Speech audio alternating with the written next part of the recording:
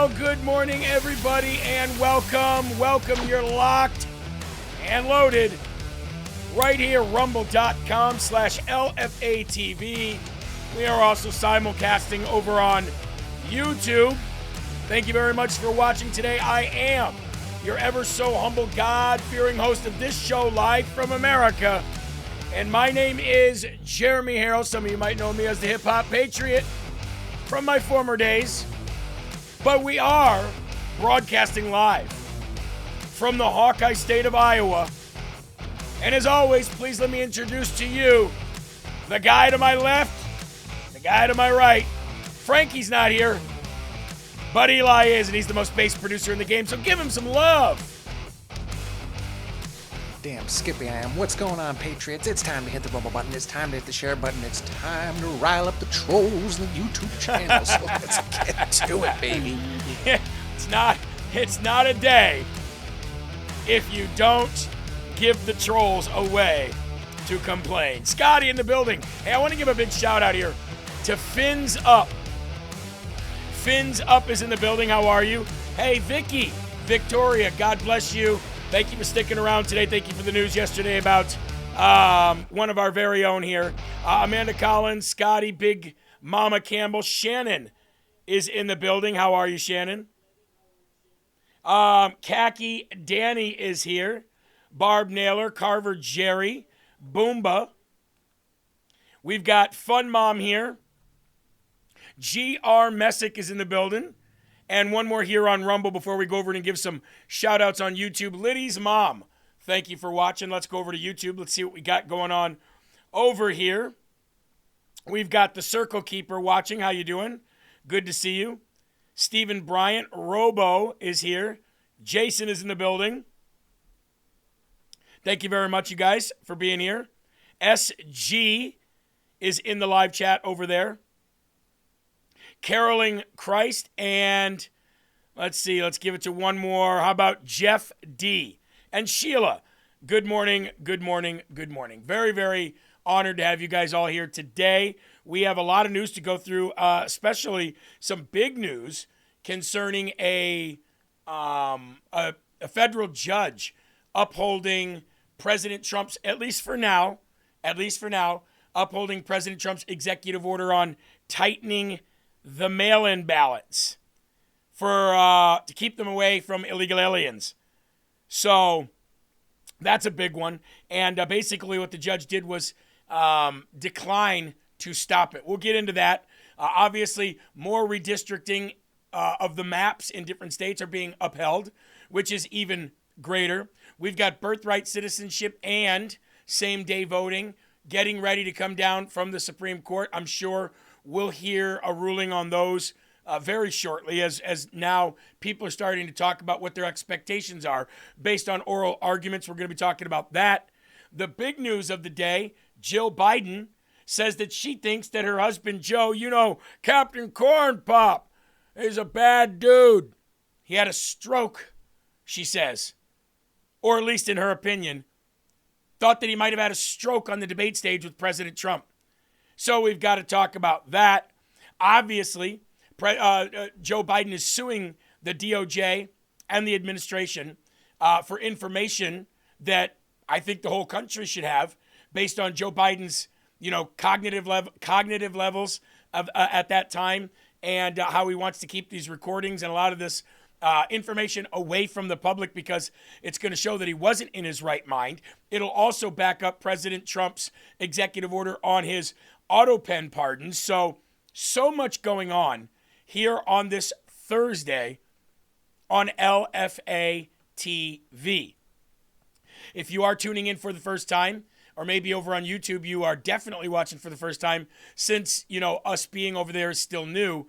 LFATV.us, that is the official website here. LFATV.us, that's where you can go and get everything live from America, including newsletter, updated and current news, shop on our store, of which we have some new items coming very soon. That is where you can become a one-time or a monthly donor directly to us here at LFA TV, a partner, if you will. And that's where you can go and watch shows, past shows, and where you can watch some past short clips. So your one-stop shop. Also, do not forget Patriot Pals. Patriot Pals has an official Facebook page, okay? What I'm going to do is I'm going to take this link. I'm going to put this right now into our Rumble chat. So if you're in the Rumble chat, there you go right there. And I would like everybody, if you could, I just put it in the Rumble chat, if everybody could go click that and go and follow the Patriot Pals page. I'm sure you have a youngster in your family that could benefit from Patriot Pals. Last week, we talked about American inventors. This week, we're going to be talking about Americans in, I guess our nonstop desire would be a better word, a desire to continue to reach the stars. So all of our inventions, all of our ingenuity, everything all rolled into one to create flight from Orville and Wilbur Wright all the way to Elon Musk. And so we're going to be talking about that this week. Patriot Pals, we're looking to grow that Facebook page, so definitely go over and give it a follow. Share it with your friends, your family, homeschool networks, and more. And last but not least, don't forget we also have the audio podcast, Live from America with Jeremy Harrell, where you get both Rise Up and Live from America every single day. That's 5.5 hours of content right there for you to listen to, okay? Here's where we're going to get started today. Yesterday I showed you basically a slap in the face from people like Thomas Massie, Marjorie Taylor Greene, and the likes of those people. Now, I am not here to tell you that people are not entitled to a vacation. They absolutely are. And if you work in Congress, I imagine your stress and anxiety levels are through the roof. So I'm not here to dunk on people taking a vacation. But that's not what these guys are doing. That's not what Massie and MTG are doing. They are rubbing their treachery in the face of every single hardworking American who had voted for them in the past, who had donated to them in the past, who had supported them in the past, who were supposedly supposed to represent their constituents and what they voted for them to do. Both of these individuals walked away from those promises to their constituents, turned their back on their voters of their state, and literally tried to tear down an entire movement on their way out to Costa Rica. Now, I don't know what the validity is of Marjorie Taylor Greene and the claim that she bought a house in Costa Rica. I'm assuming she did based on what I've seen and what I've read. But either way, the fact that these guys are down there and they're just looking like nothing's ever happened is a slap in the face to everybody who voted for them. And I'm not even talking about MAGA as a whole. Good riddance to bad rubbish, right? But I guess this is a sign of what not to be. If you give a promise and you stand by the people that voted for you, then you're supposed to have a little bit more integrity than these people here. That's all I'll say. Here's our ride. Less than 24 hours, they landed in Liberia. Love it. Yeah. Love it.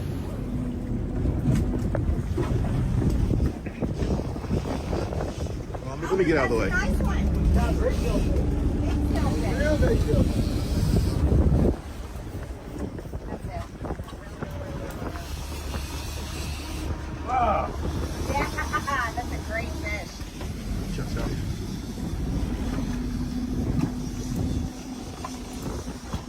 Find your way.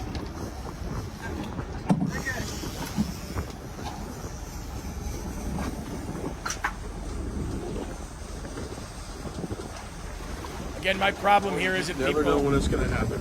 taking a vacation. Not at all. No idea when it's going to happen.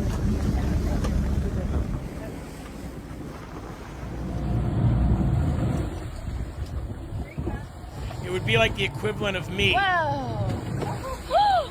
making millions of dollars off of you bankrupting some people, taking everything they ever had for promises that I would fight for you. Whoa. And then tomorrow, you see me say, screw all of you, screw everything that Trump did. I'm out.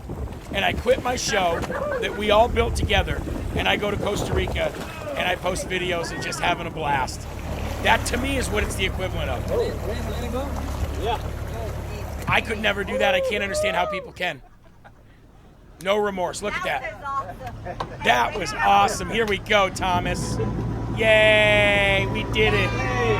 She even said yay. Yeah, give me some thumbs up, bro. Give me some fists. Yeah, That's good. fist me, bro, is what Thomas Massie would say. 80 pounds? This is what 80 pisses pounds? me off. You can tell. Right. How you feel? Good. Yeah. That was about 5 minutes. A good fight. 5-minute fight. You had him on the hook for 8. Now, Belinda, I just want to stop this real quick. Belinda says, we need to look away. This is clickbait. NASCAR Mo says, why are you wasting our time? Sorry you feel that way. But I'm showing you this because this is what politicians do. This is why we need regular, everyday people to run, everyday people to help with campaigns, everyday people to knock on doors for other people that have integrity. This is not integrity. This right here is to show you what to not vote for in the future. Now, I know you couldn't have known this years ago, but we've known about Marjorie and Thomas for years at LFA TV.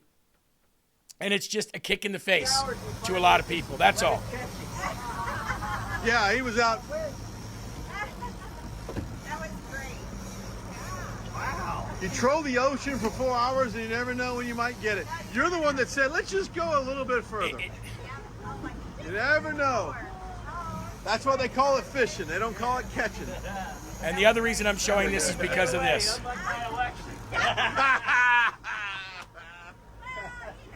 We reeled that one in. Stop right there. He said, unlike my election. And then she goes, well, you know. And she goes, well, there could be more. This is why I'm showing you. Both of them have left the door open to run for another seat somewhere. Maybe Senate, maybe governor.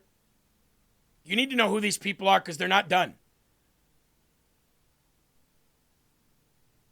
And when they come back to office, which they will, when all this blows over, probably around the 2028 season, their voters, not their voters, their supporters and their followers, they are doing everything they can to get these people, to get these two to come back and run for something. Governor, president, vice president, whatever. And that's their right to do so. But you need to know who these people are so that they can never come back and wiggle their way in ever again. It's almost like the woke right. We told them they were never allowed back in MAGA ever again. Neither are these guys. That was great. That was great. Isn't that fun? So, as I don't know about you. I know some people here don't care. I know some people say, this is not news. I don't care. All this is social media. I get that, 100%. And a portion of me agrees with you. But the political side of me and looking into the future and already having a plan for 2028, and you got these two who do have a lot of support out there and a lot of money coming in their way, they could do some serious damage and split the Republican vote. And they do it by demonizing the movement that they were a part of. And now some people go, well, they left for a reason. Maybe President Trump shouldn't have done what he did to them. I look at it as the other way around. So, long story short, beware of rhinos. Or in this case, full-blown leftist tards. Eli, I'll give you anything you'd like to say on that because, I mean, as somebody who's been now in this for years with me, and you see that after everything that we've went through, and I know you're a lot less political than I am as far as like the way you eat, sleep, and breathe. But what does that do for you? When you see that, what do you feel? Irritation, betrayals, to a certain degree, hypocrisy, of course, because they give Trump I hope this is a fair comparison, but it's every time Trump gets out on the golf, Trump's playing golf, Trump's playing golf. We'll give these people crap too. Then if you're gonna be mean to one, be mean to the other. Yeah, no, I 100% agree. That's where I am. But you know what we can do? We can pray for these individuals. As mad as we are at people like this who took so, and I'm going to tell you something. I'm going to go off on a little weave here real quick if I can. Marjorie was my friend. I've never met Thomas Massie. Never. So I really, other than a political opinion or a stance on him, I really don't have much other than what you have. But I was actual friends with Marjorie. Not somebody I knew. Not somebody that would come on the show once in a while if I reached out to her people. I'm talking about back before she was a congresswoman. When she was just making waves on the internet as being a housewife, a woman in America who supported President Trump when they were trying to get the women vote away from Trump in 2016. We were on each other's streams. We went and did events together. We fought on the streets together. And I know people that gave her tens of thousands of dollars. I know people who are now in their retirement ages, but weren't 10 years ago, that over the last 10 years gave Marjorie Taylor Greene probably upwards of $100,000. And I have people that still message me today that say, had I not given Marjorie so much money to keep her in that fight because she was our voice, she was one, very powerful MAGA woman voice that we had. Had I not given her that $100,000 over time, and had I put it towards something else or kept it myself or put it in the bank, I'd be a lot better off in my life right now. That bothers me. I'm sorry, but that bothers me. So, when I see this stuff, I take it a little bit more personal, because it's like your brother turning on you, So anyway, pray for him, right? Which leads me to prayer. Let's do that now. Our Father who art in heaven, hallowed be thy name. Thy kingdom come, thy will be done, on earth as it is in heaven. Give us this day our daily bread. Forgive us our trespasses, as we forgive those who trespass against us. And lead us not into temptation, but deliver us from evil. For thine is the kingdom and the power and the glory forever. In Jesus' name we also pray for those who used to be close with us, by our side, preached the gospel along with us, fought back evil and political criminality in this country. They've lost their way, but we pray for them to come back. We pray for the Lord to reach out and to open your arms to them again. Don't turn your face from them. You tell us to pray for our enemies, and we take a lot of this stuff personal, Lord, so we just pray for patience ourselves and for forgiveness towards these individuals. In Jesus' name, amen. Yeah, it's a difficult one. I'll tell you that. Folks, we got about 3,200 people watching here on Rumble live. How are we doing over there on YouTube? What do we got? About 75 people watching over there. So thank you very much. Do me a favor, guys. Whether you love us or whether you hate us, bring in more patriotic people or bring in more people that hate us. We don't care. Everybody's welcome. Let's ride. Pick up your cups, and let's have our first slurp of the day. Instead of going to a break in the beginning, we'll get right into the first and foremost section, which is this. Anybody who lives in Oregon, there's a petition right now to ban hunting and fishing in Oregon, and it has reached the threshold to be able to be on the ballot this fall. Is the entire state of Oregon lost? I don't know. I don't live in Oregon. Do we have any Oregonites? Would that be what you're called in the live chat? This has got to be an unconstitutional law if it becomes law. that to ban hunting and fishing. I don't think you could do that. But here we are. Back in February, there was a petition that started gaining some steam and started to be circulated by progressives in Oregon to essentially ban hunting and fishing in the entire state. Now, you're talking, or Oregonians. Okay, there you go, Oregonians. Now, you're talking a state that's got, it's got a lot of real estate. It's a big state. It's a Northwest state. You know there's a lot of hunting and fishing going on up there, and you're going to ban it? The progressives in the state have got enough steam now where that will be on the ballot. And I don't trust anything up to a ballot. It's like in MMA or boxing. Never leave it to the judge, right? You're going to leave it to the ballot in a world where all voting is rigged in some way, shape, or fashion at a large or a small scale. And the reason why is because of this. They're trying to ban the killing of animals in the state. So this would not only affect hunting, but also the raising of animals for food. Again, it will be challenged, but the fact that it even has to be, that people have to spend time, money, effort, hours in court, hours away from their families to fight something this stupid.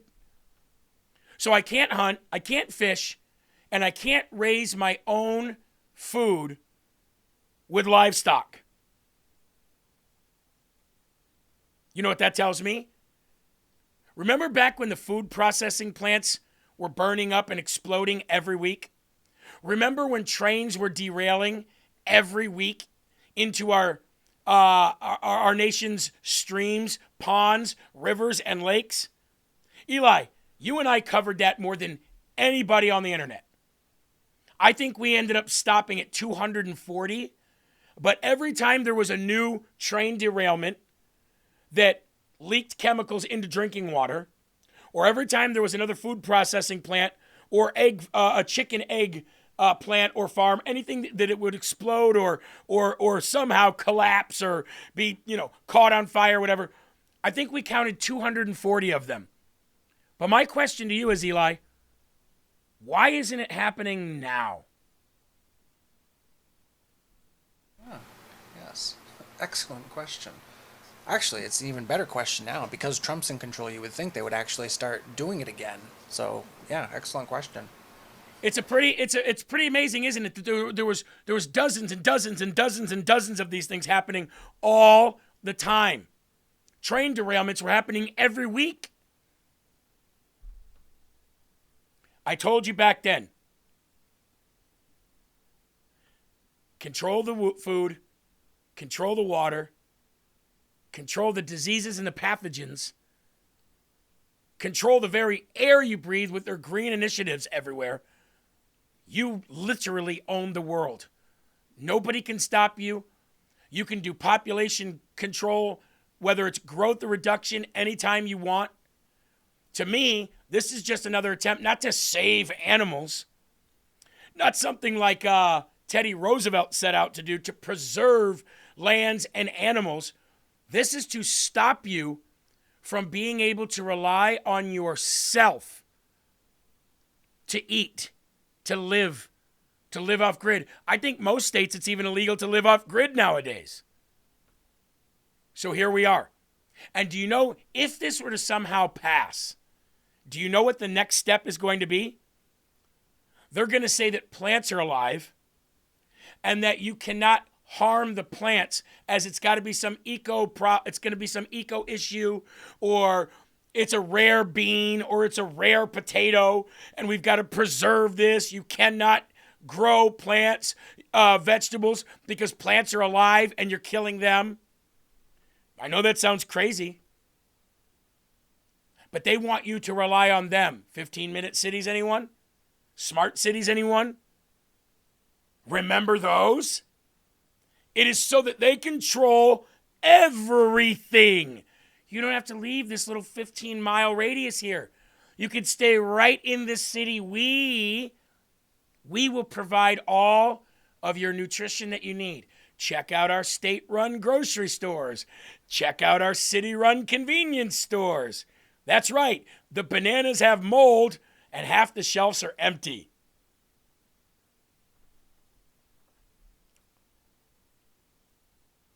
IP28 in Oregon. I need all Oregonians and anyone who has family in Oregon. Hell, any just red, white, and blue-blooded American. IP28, IP-28 would make it illegal to injure or kill animals and would effectively ban hunting, fishing, and the breeding of animals under animal cruelty. The Measure Initiative Petition 28, that's what it is, IP Initiative Petition, has garnered over 120,000 signatures, more than roughly 117,000 it needs to go to vote in November. And that was reported by the Oregonian. Along with banning hunting and fishing, the legislation would also prohibit slaughtering any livestock and using animals in rodeos and for scientific research. I wonder if they told Tony Fauci that. I wonder if they told Shri, what's that guy's name, Eli? That guy that looks like he's got a wet raccoon dead living on the top of his head. Shri Longada or whatever the hell his name is. I mean, I wonder if he's got that memo. Jeremy, I am so sick and tired. I am so sick and tired to all the gods of the spaceships in India. His name is Sri Thanadar. Say it with me now. Sri Thanadar, and he's fighting for I don't know what he's fighting for, but he wants you to know that he's here. Hey Eli, I got something for you. I got a joke for you. Ready? If Indians, and not the Indian, we're talking about the Indians that you're talking about right now. If Indians, this is my daily racial joke, ready? If Indians had a dating site, what would it be called? Oh, I'm racking my brain, but I don't know. Connect the dots.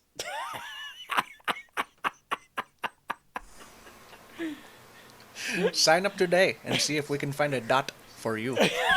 We're connecting dots all over the world, and today we will connect the dot with you. That's a pretty good joke, right? There's nothing wrong with that. They got the dot, so you connect them. Boom, matchmaker. Honestly, dude, it would actually be a really cool ad too. You show like pictures of the whole Earth and like red dots shooting across the entire connecting. Yeah, man. Yeah, connect the dot. Hey, Eli, I told Sabrina that I did the joke about the pepper spray with the Asian, and she's like, babe, come on. She's like, you have so many people who watch you that are Asian. I said, and they probably laughed. And then a little later, we were watching a video of how these metal rims, these steel rims were made over in Southeast Asia. And like, there's no OSHA there, I can tell you that. It's pretty rugged. But the guy that was doing the turning of the lathe, he was Asian. And my wife said to me last night, she goes, is he even able to see? And she was actually asking a real question because it looked like his eyes were closed. And I said, see, babe, I told you. They are protected more than we are when they get pepper sprayed. It's a fact. I know how you guys feel. I'm on that same level. You see how tiny my eyes are? I got teensy tiny eyes. I get it. You know, you still round eye. It would also prohibit, getting back to the story, Eli, we went off on a weave there. We started talking about animal rights, cruelty, started talking about Sri Thanadar, then connect the dots, then racism, and now we're back to the IP28. LFA TV, everyone. Enjoy. That wasn't a weave. That was a curve. That was a curry weave. That's right. It would also prohibit operating a commercial poultry business and, ready for this, castrating or neutering livestock, among other practices. I guess a Muslim can't live there. Hunting advocates say the legislation misses the mark by a mile. Quote, it's an all-out assault on Oregonians' way of life. Gubernatorial candidate Senator Christine Drazen told the Statesman Journal, quote, it criminalizes ranchers, farmers, meat producers, and threatens to kill thousands of jobs. It would mean the end of hunting and fishing in Oregon, killing not only traditions and ending access to an essential source of food, the main thing, but butchering natural resource-based industries that support hunting and fishing, she said. How many people from out of state go to Illinois to hunt deer? Imagine if Illinois did this, which they probably would because Illinois is crazy, the legislation there anyway. Outside of Cook County, Illinois, the people of Illinois are great. Illinoisans, they're great. Inside Cook County, another story. And they pretty much run the whole state. Imagine if Illinois said you couldn't come there and hunt anymore. Do you know how much money the state would lose? Do you know how much money the state would lose if you could not go to Illinois and hunt, one of the biggest deer hunting states in the country?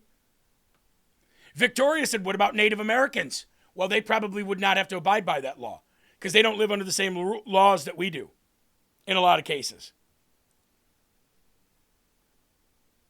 Thank you for spotlighting this, Jeremy. Let's save Oregon together. Hey, this is a big deal. I thought it was a great way to start the show. So Oregonians, IP28, vote that down or the progressives are going to take over your state.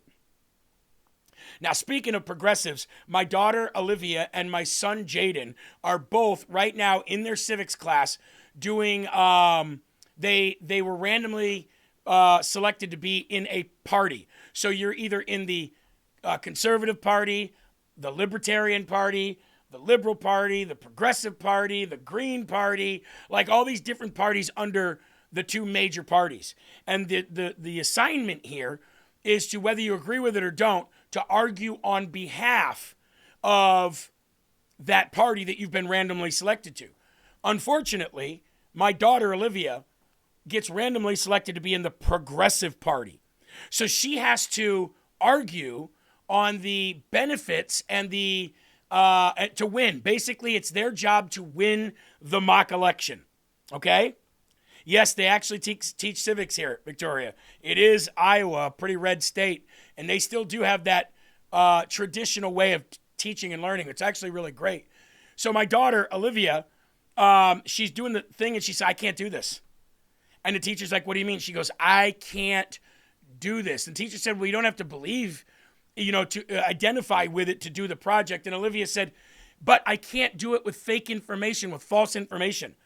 And the teacher's like, what are you talking about? And she says, every other word in here is our democracy, our democracy, our democracy. At this point, she said the whole class is looking at her. And she goes, but we don't live in a democracy. So how can I do an honest project, even if I don't identify with being a progressive, if you're giving me fake information to do it with? It might as well be a fantasy class, she said, and I'm paraphrasing. But she said, we don't live in a democracy. She said, the whole class sat there and just stared at her. I said, what'd the teacher say? She said the teacher looked uncomfortable, said he rocked back and forth like this and went, and then she said it again, we don't live in a democracy. And I said, so what did he say? And she goes, at that time, class was at the end, and he said, well, we'll pick this back up tomorrow, kids. I said, oh, how freaking convenient. Just because you live in a good, nice, beautiful red state doesn't mean that every teacher has common freaking sense. And she was right. She put that whole class on blast. That's freaking awesome. That is absolutely awesome. I'm sure you guys are so freaking proud of her. Stand your ground integrity like that does not exist anymore. So my hat's off to you. Yeah, man. She couldn't wait to tell me that yesterday. And I said, good girl. Good girl. Gave her daps. Love that she said that. Love it. She also stood up one time when they said the earth is millions and millions of billions of years old. She goes, you can't prove that. And she gets that from us, by the way, from me and Sabrina. She says, you can't prove that. Yes, I can prove that. Carbon dating. Carbon dating isn't proof. It's about as hypothetical as evolution, she said. Carbon dating, carbon dating is so flawed because you're not taking into an account the theological side of things. And they don't know what to say when she says that. They don't know what to say. And what I say to people is, if the earth is reading on your scientific methods here on earth that it's billions of years old, let me ask you, was Adam a baby when he was made, or was he built in with age? And by the way, as far as carbon dating and petrification, you can mimic that with, let's say, as far as the Grand Canyon. They say it's made with millions of years with a little bit of water. But it could also be made within 40 days with a major flood. So I'm not going to get into all of that, but I will say I'm very proud of my daughter for standing up and saying what's absolutely true, and for also challenging them on things like the world is 4.5 billion years old. So anyway, on to another crazy state. Well, not state, but state run by crazy people. Let's go to Maryland, where the Democratic governor there just signed a law banning the most popular handgun in the United States of America. Maryland's Democratic Governor Wes Moore, whom, by the way, is not a dummy. Wes Moore is not a dummy. He's not an idiot. He's not like Abigail Spanberger or these other morons. He's not like Governor Pritzker. Wes Moore not only is a very intelligent individual, but he also served for our military. But his agenda is that of a progressive communist, if you ask me. I don't think anybody that tries to ban any gun, to me, is a communist. I mean, you skip right over socialist.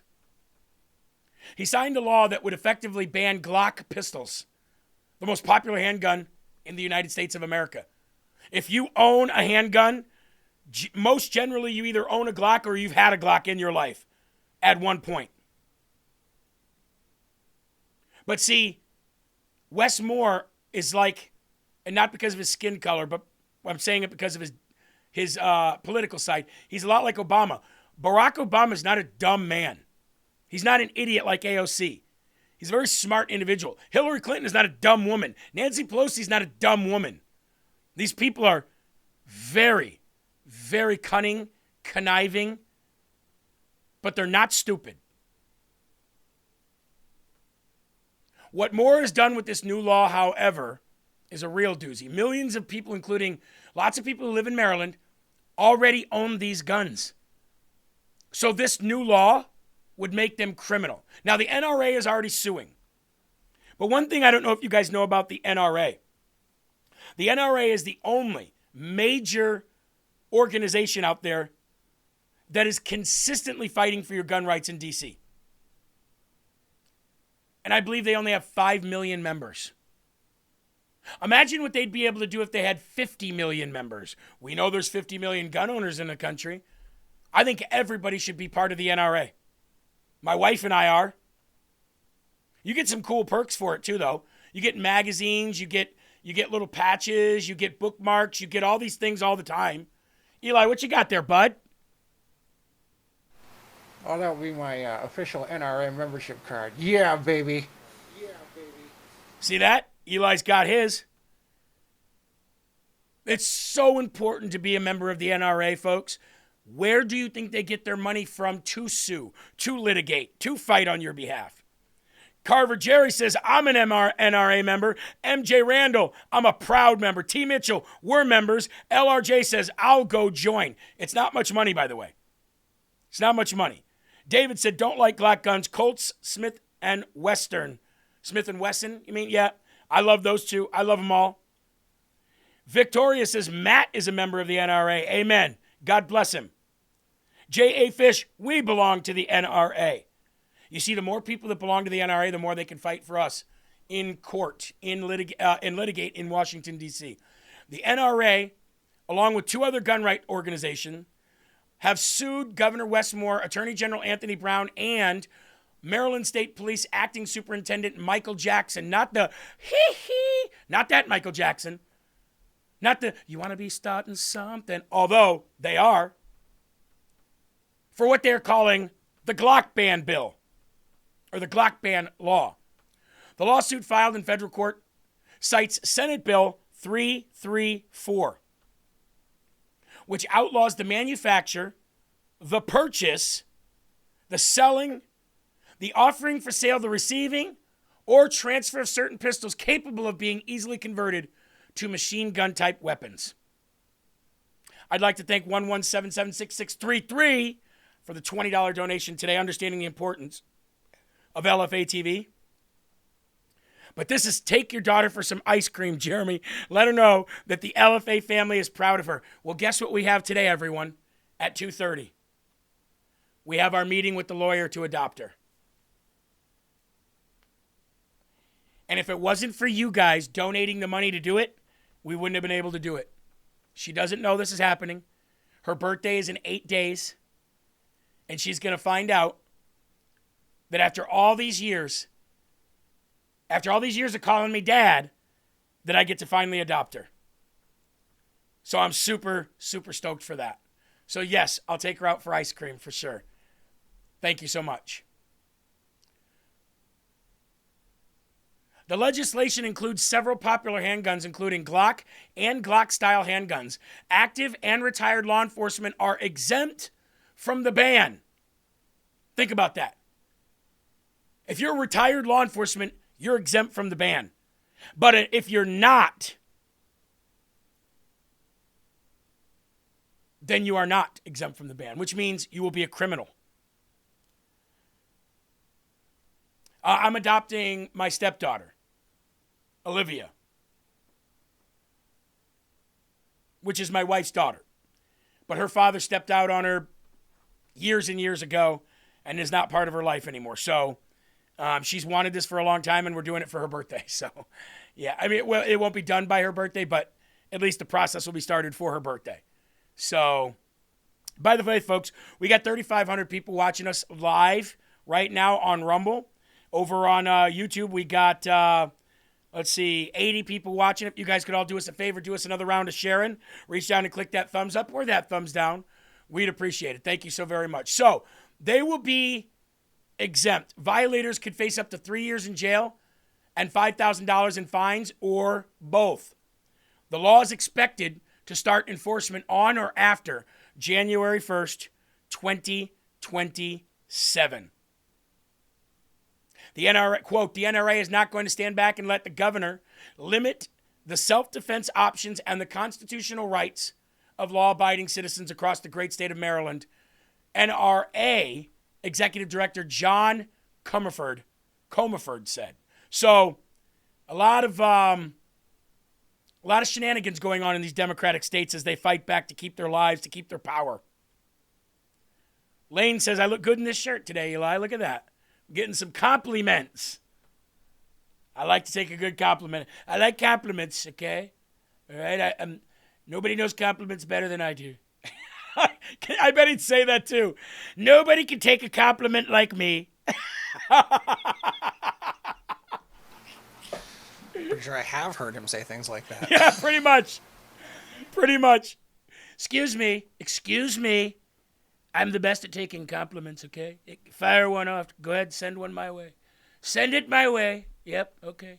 That was a good one. How about you? Send me one. Tell me I'm good.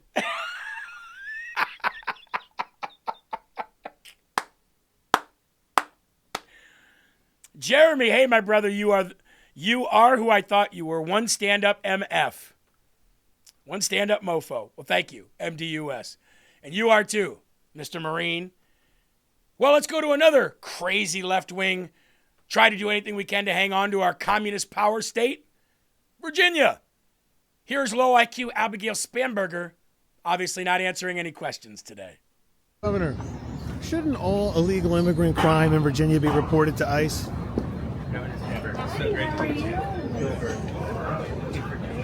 Governor, Hi, how are shouldn't you? all illegal immigrant crime in Virginia be reported to ICE? Look at that. Look at that. These. Governor, shouldn't all illegal... Look at the look on her face right here. Look at this. The only thing missing from these people in their minds is a royal guard. That's it. They think they don't have to answer a damn question. Governor, shouldn't all illegal alien crime be registered so that we know that illegal aliens are committing crime instead of hiding certain crime and saying that your crime numbers are low? You wicked witch of the East. That's what she reminds me of. Look at her. Who the hell does she think she is? Eli, the biggest problem that I have with these scumbags that think that they are some kind of royalty, and I don't care if they're left or right, they don't feel like they have to answer a damn question. And nowadays, instead of answering the question at all, they'll just go, yeah, who are you with? Yeah, good luck with that. It's like there needs to be consequences for them not answering to their bosses, which is us. How is it also, by the way, that a governor of all people, it seems like the level of security has been beefed up.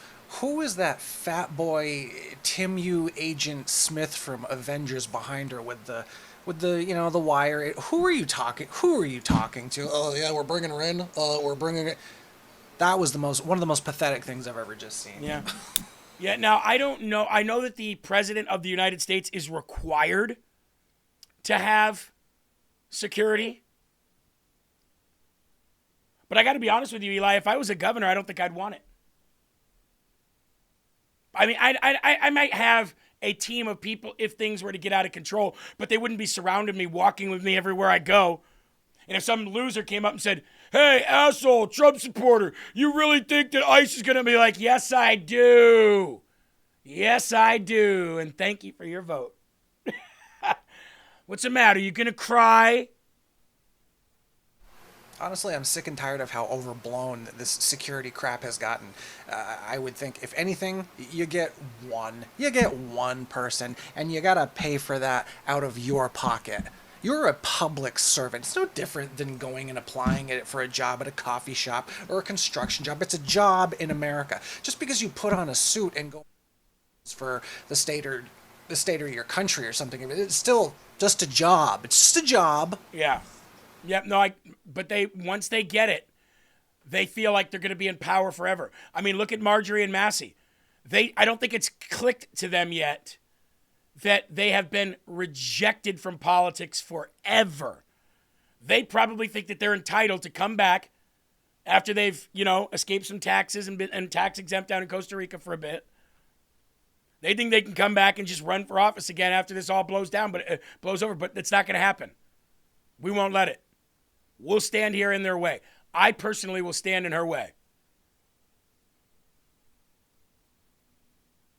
People like that. Now, we've talked about Oregon. We've talked about Maryland. We've talked about Virginia. Let's go to the worst of all states when it comes to communism, California. By the way, if Spencer Pratt wins the mayoral race in L.A., he will pave the way for a red governor. Spencer Pratt, the reality TV star, may be the turning point from blue to red in California. Mark my words. If Spencer Pratt wins the mayoral race in L.A., it won't be long before the governorship goes red. And they may both do it. They may both do it right now. But I doubt it. As long as the Democrats are in control there, they'll never give the state back. You've got to get in and you've got to enforce federal control over their law breaking in order to get the whole state. Anyway, Gavin Newsom. If you're a January 6ther and you are living in California for whatever reason, and that slush fund that President Trump was talking about for the January 6ers, for all of the rights that were violated, if you are eligible to tap into that slush fund, Governor Newsom says, okay, we're going to tax you 100%. That means if the government gives you $1 million, we get $1 million. If the government gives you 100,000, we get the 100,000. You live in California, I will take all of that money that President Trump has given you for that slush fund. We will tax it at 100%. Well, that's easy. Peace.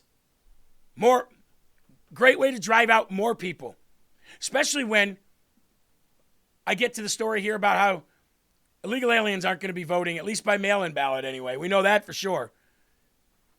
Kick more people out of your state. Great job, dipshit. Slush fund that you mentioned. Are you looking to take any action on it? Is there anything you can do about that? Well, I've been thinking a lot. I'm not in Congress. I was out there in Washington, D.C., trying to make a case anew. And some good meetings with EPA. Lee Zeldin's, I don't want to get him fired. But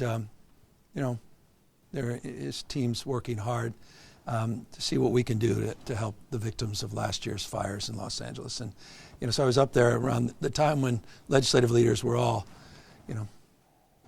discussing what the options were. And so I've been thinking a lot about it in my flight back. And one thing that I think we're going to try to do with your support is tax 100%. Anyone from California that receives any of those funds, we want to tax 100% of those proceeds. And that's an action the state of California can take. It's an action. There you go. We will tax 100%. Now, Mike over on YouTube says Newsom is awesome. The people of the state don't think so, not even the Democrats. But, like an asshole, everyone's got one. But that's an easy fix. Move out of the state. Move to neighboring state Arizona. Move to Nevada. Move to Texas. Your money will go a lot further anyway. I don't think January 6th should be getting any of our taxpayer dollars. I don't think Ukraine should have gotten one of our taxpayer dollars. They got $200 million plus. I don't think the Taliban should be getting $40 million a week. Do you? I think people's rights who are violated should definitely get compensation. Because what else are they going to get for their violation of rights? People in jail would be great.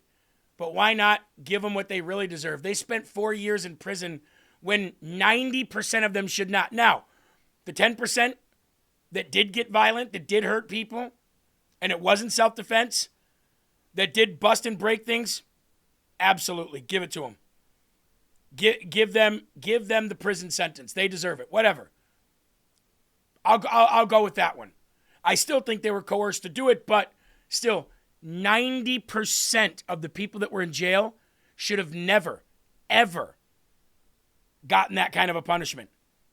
And now, you lefties, especially the ones on YouTube over there, now you're going to give your taxpayer dollars to the January 6thers. How about that? And Gavin Newsom telling them, we're going to tax you at 100%. Well, now they know. So now they just will leave.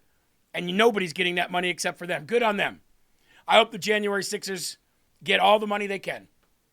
If Ukraine's going to get it, the Taliban's going to get it. The lefties stole it through USAID, the Department of Education, and the EPA for years. Hell, let's rub it in. Let's rub it in. Bucklebrush says, I'm glad Texas is close for California. We have New Yorkers to deal with in Florida. Yeah, but hopefully they're the Californians and the New Yorkers who have a brain and decided, I can't be in the state no more because of these Democrats. Let them have all the Democrats they want in their state and all the illegals they want. Sooner or later, it'll change. Trust me. And I'll tell you, if Mark Wayne Mullen has anything to say about it, it might change a lot quicker with what he's just drafted up. Now, speaking of Spencer Pratt, before we go into our first break here in 5 minutes, let me just say this. Eli, before we get to Spencer Pratt, yesterday, I'm not going to say who it was. I'm not going to say their name. But yesterday I got a message.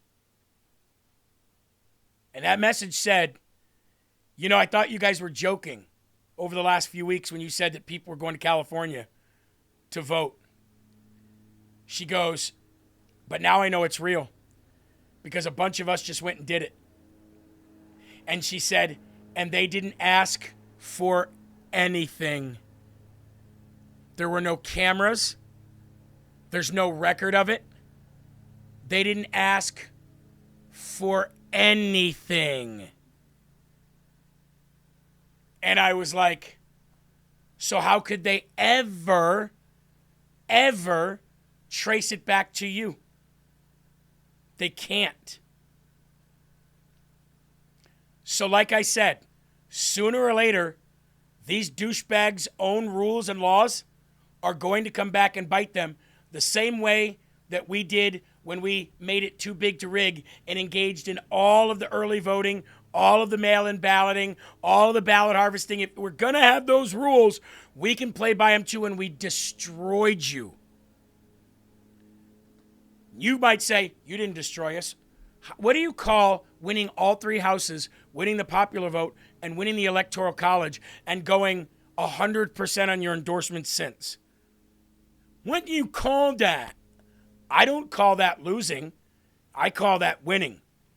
You want to set the rules? You want to set the laws? Fine. You set the rules on the playing field, and we'll play by those same rules. The problem is there's a lot more of us than there are of you. So when you piss us off, we will win by your own rules. And that's exactly what's going to happen in California. Spencer Pratt right now is calling for a criminal investigation, and at the very least an ethics investigation and complaint by the FCC, or the FEC, excuse me, for Karen Bass illegally electioneering in a campaign video. Let's play the video and you tell me what she did wrong. Pull it up. Here we go.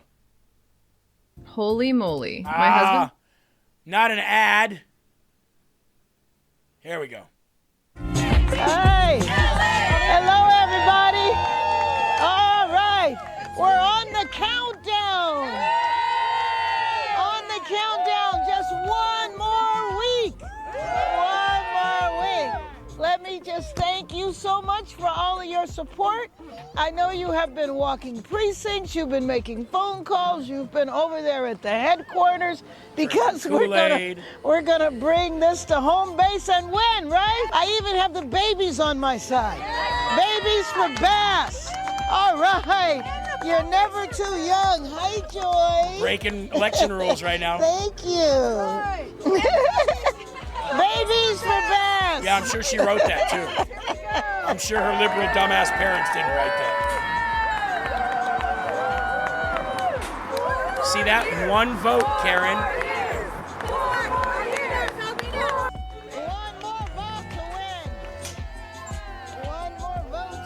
See, when they're not on camera, they're stuffing about 10 of those ballots or 100 of them in there.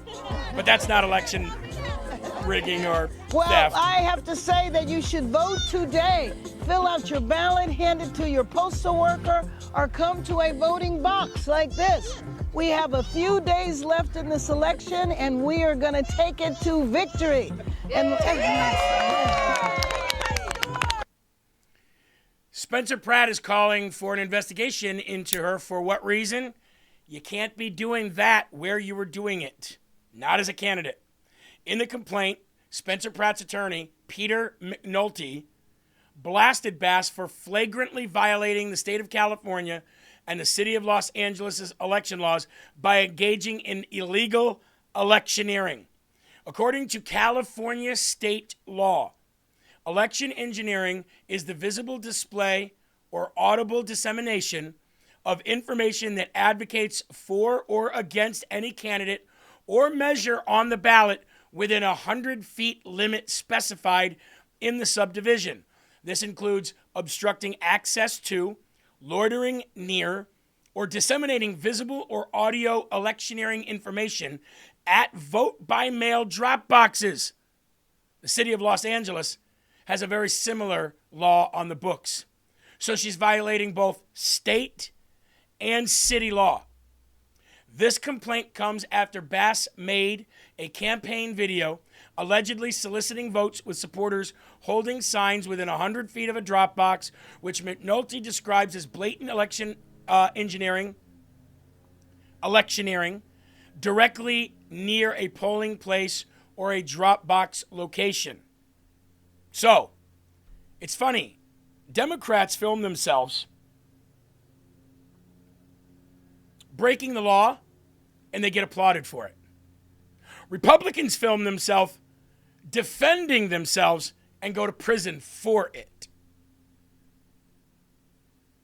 Now, I know this is not a federal election, so the Federal Election Commission will probably not get involved, but they should put pressure on the state AG and the election board there, as well as Kash Patel, if you ask me, as a precursor as to how the federal government will be involved in 2028. S.H. Nelly says a two-tier system. It absolutely is a two-tier system. And it has been for a long, long time. So that's why I don't understand why lefties cry all the time. Republicans, you literally murder our people and attempt to murder them, but you're not good shots. You attempt to and straight out murder our people. So don't give me that. Now, when we come back from this break, Eli, E. Jean Carroll might be under criminal investigation by the Department of Justice. Boy, not only did she not get her money, but now the lying piece of trash might go to prison. She won't have her cats, Pussy and Penis, or whatever their names are, in there. See, Jeremy, I can't possibly be, super confident in it, but there's a good, strong possibility that the reason that the reason that this whole thing is happening is probably because I said rape is cool and Trump never touched me. Yeah, rape. It wasn't physical. It wasn't physical. It wasn't physical. It was more than that. Some people look at rape as fantasy. Yeah, we're gonna go to a break. You're interesting. Talk to you. Remember that, Eli? Anderson Pooper's like, yeah, we're going to go to break. She's like, you're an interesting man to talk to you. Do you want me to rape you? Like, I don't know what's happening here. I'm gay, says Anderson Pooper. That didn't seem like she was like hitting on him or something. You're a fascinating man to talk to. Okay. Yeah. Please cut to commercial. Yeah. She looked at him like, she put her head down like this, Eli, and her eyes came. She goes, you're fascinating. Talk to you. She started breathing a little heavy, and Anderson's like, get me out of here ASAP. I think this woman is going to rape me.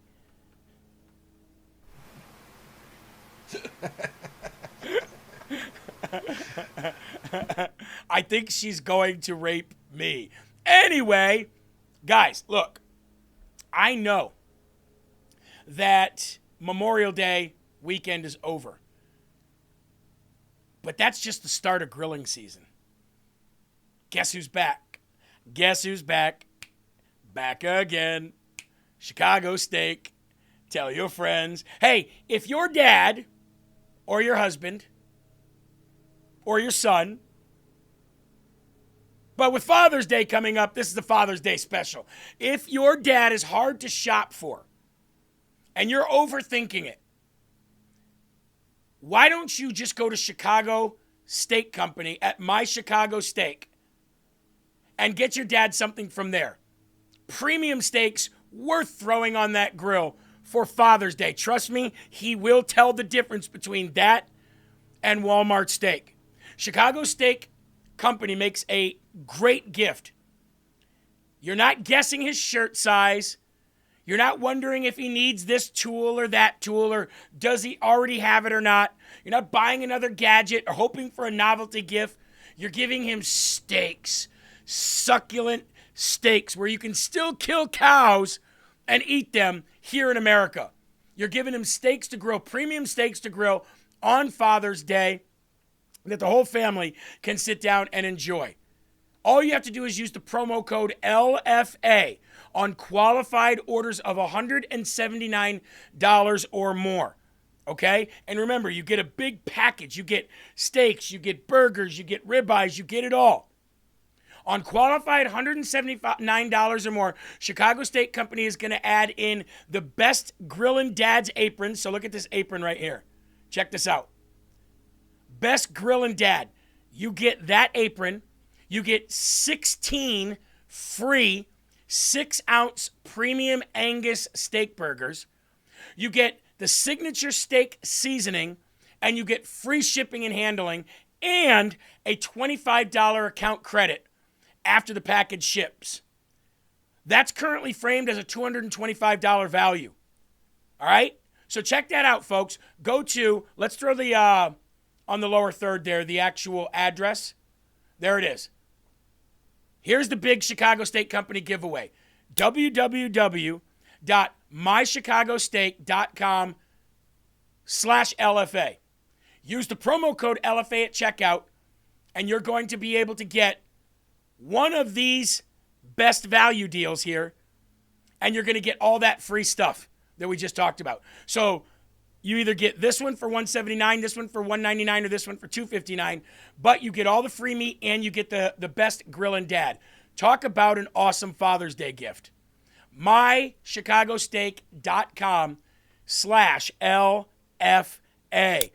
Premium, top-notch, Angus, hand-selected, and aged up to 6 weeks meat. You can't go wrong, and no father in the world is going to be like, Trust me, if I got that, I'd be stoked. All right? Not bad, too, for a Father's Day gift as far as price-wise. mychicagosteak.com/LFA, promo code LFA. Okay.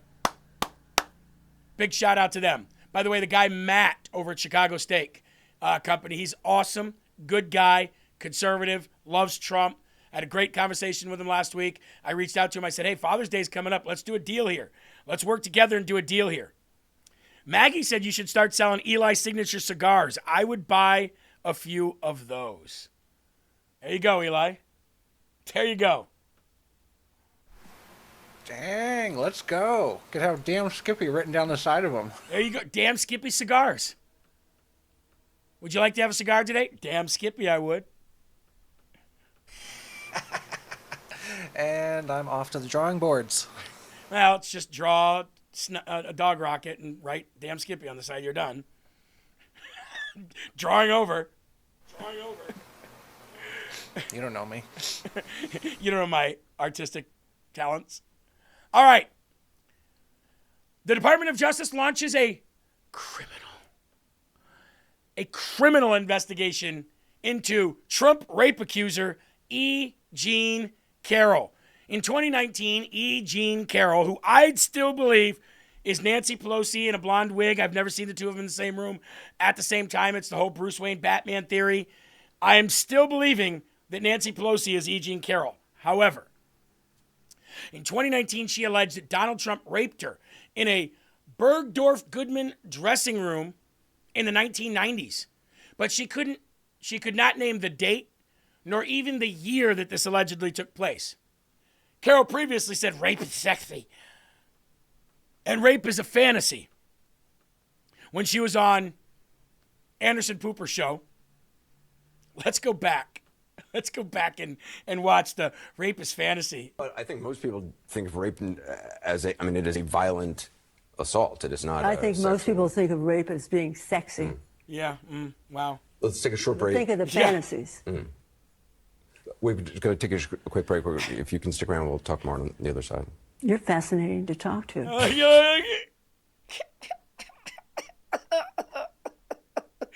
Anderson's like, oh, shit. Now, having no real proof, no evidence, no memory, the jury sided with Carroll anyway in New York with no evidence. Obviously, Trump has denied all allegations, says she's a whack job, not even my type. I don't even know who she is. The jury decided that E. Jean Carroll did not prove that Trump raped her. However, the jury said that she proved enough that Trump sexually abused her when he inserted her fingers into her vagina. Okay.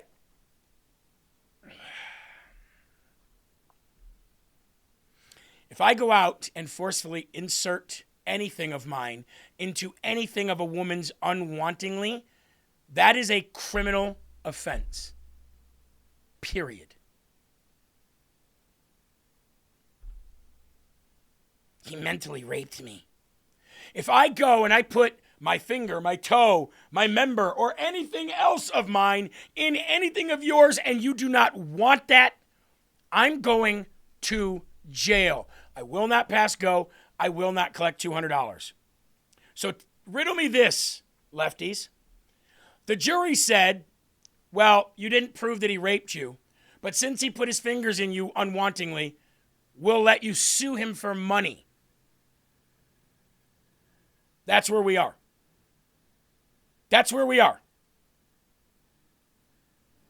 Well, we don't have enough proof that you murdered that person, but because you have blood on your hands that belong to them, and there's blood on the hammer that you bludgeoned them with to the back of the head, we're going to let you sue that person for money. See that how that doesn't make any sense? They said that there was proof that he forcefully put his fingers inside of her, but that's not rape. That's only sexual abuse, which is still a criminal offense. But since we can't prove it, we'll let you sue him for $100 million. Make that make sense. Put yourself in that position. But even that makes absolutely no sense whatsoever. I know. I guess I wasn't there for the trial, but how did they prove that his fingers were, I hate to say this, everyone, but how did they prove that his fingers had ever been inside her? Especially, what was it, 30 years later? Yeah, that's my point, dude. She couldn't remember the time. She couldn't remember the date. She couldn't remember the year. She couldn't remember anything, but said it happened in this store and he put his fingers inside me. No proof whatsoever. A Manhattan jury reached a verdict in the E. Jean Carroll rape, quote, / defamation case in May 2023 and ordered Trump to pay her $5 million. In a separate defamation case brought by E. Jean Carroll in 2024, Trump was ordered to pay $83.3 million in damages because he's not allowed to defend himself. Remember, Eli, this was at the time they were putting gag orders on him. So even if he spoke about in defense of himself of anything, then he would have to pay a fine or be subject to contempt of court. This is the crap that, I'm sorry, I have to use the word that I find so absolutely retarded. I want whatever force, Department of Justice, FBI, I don't care what it is, CIA, to bust down the doors of any court that's run by some scumbag liberal who's let rapists and killers roam the streets, who did this crap to Trump, because it's so blatantly against the law, unconstitutional. Why are we even, excuse the term, dicking around like this still? I would have them busting down the door. You're done. You're done. We're reconstituting this court. Yep. Thanks for playing. Do not pass go. Get the f*** out of here. Yeah, no, 100%. 100%. Federal investigation. So, by the way, you know she's not getting the money, right? She's not getting any money. She's not gotten a dime from Trump and never will. And now she's going to go to jail. Federal investigators are probing whether Carroll perjured herself when she said under oath that no outside source was paying her legal fees. E. Jean Carroll then told Trump attorney Alina Habba under oath that no one was helping her to pay her legal fees. However, it was later revealed that billionaire Reid Hoffman, who's a big TDS anti-Trump guy, was bankrolling all of her legal fees. Yeah. The investigation is focused on whether Carroll committed perjury and testimony tied to her 2 civil lawsuits against the president. One alleging he sexually abused her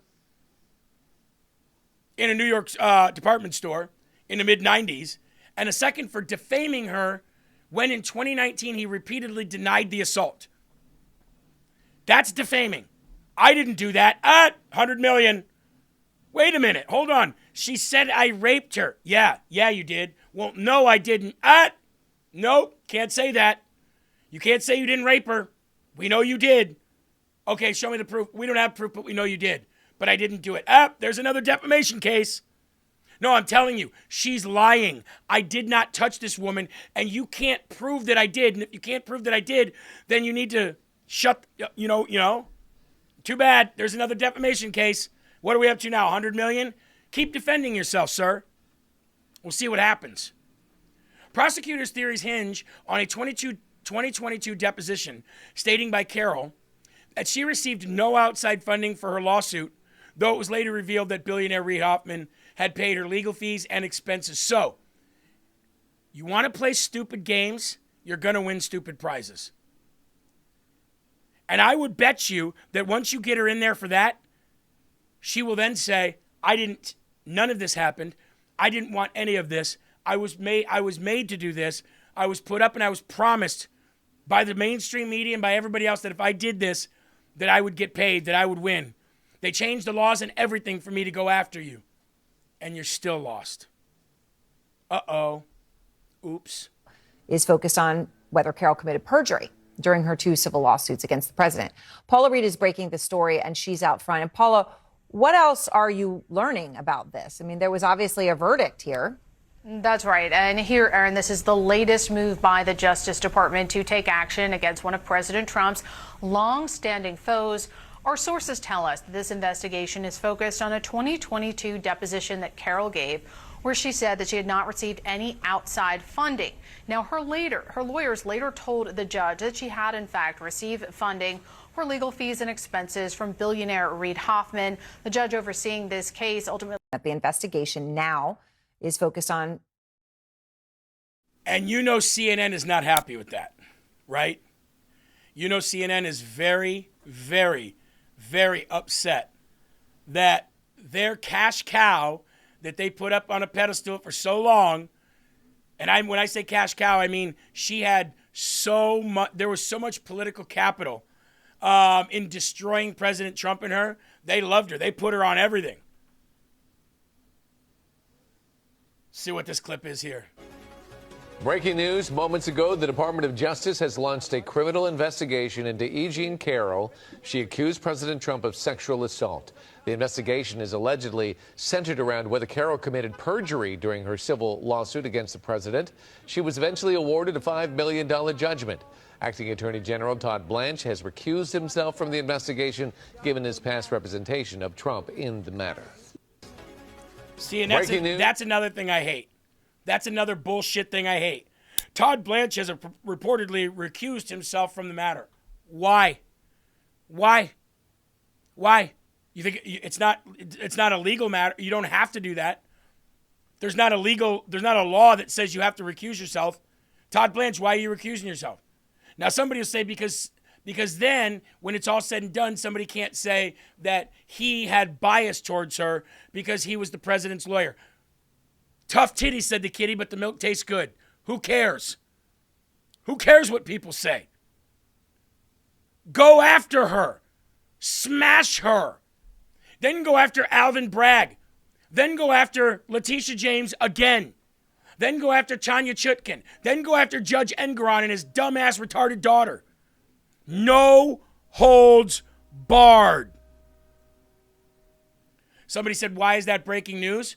Well, because it shows another big win for President Trump. Not only is the woman never going to get a dollar or a dime out of him, but now she may get a criminal charge and she may do some time in jail. Now, perjury, can't imagine it's going to be a lot. But you know what it'll probably come with? It'll probably come with a little bit of maybe some probation, maybe a little jail time, but definitely a fine. So not only will she not be receiving any money from Trump, but her and her dumbass cats named Vagina and Penis, they'll be even more broke because she'll have to pay the government a fine. News exclusive CNN reporting that the Justice Department is now investigating former magazine columnist E. Jean Carroll. Because we haven't heard about E. Jean Carroll in a little while, let's just remind everyone. I have no idea who the hell. She's a whack job. Aquafina, what he was trying to do is present evidence to her to show a pattern of what he alleges are discrepancies between what she has said publicly and what she said in this courtroom. For example, he threw up a Facebook post that she put up describing herself as a massive fan of The Apprentice. Another Facebook post where she asked her followers if they would have sex with Donald Trump for $17,000. And she responded saying, look, yeah, I like the show. And yes, I made jokes about having sex with Donald Trump. Then he went on to press an issue that he has pressed repeatedly here, which is, look, you have an advice column where you advise women who have been assaulted to report their assault. But that's not what you did. And they presented different columns that she had written. And she said, quote, I would never call the police for something I was ashamed of.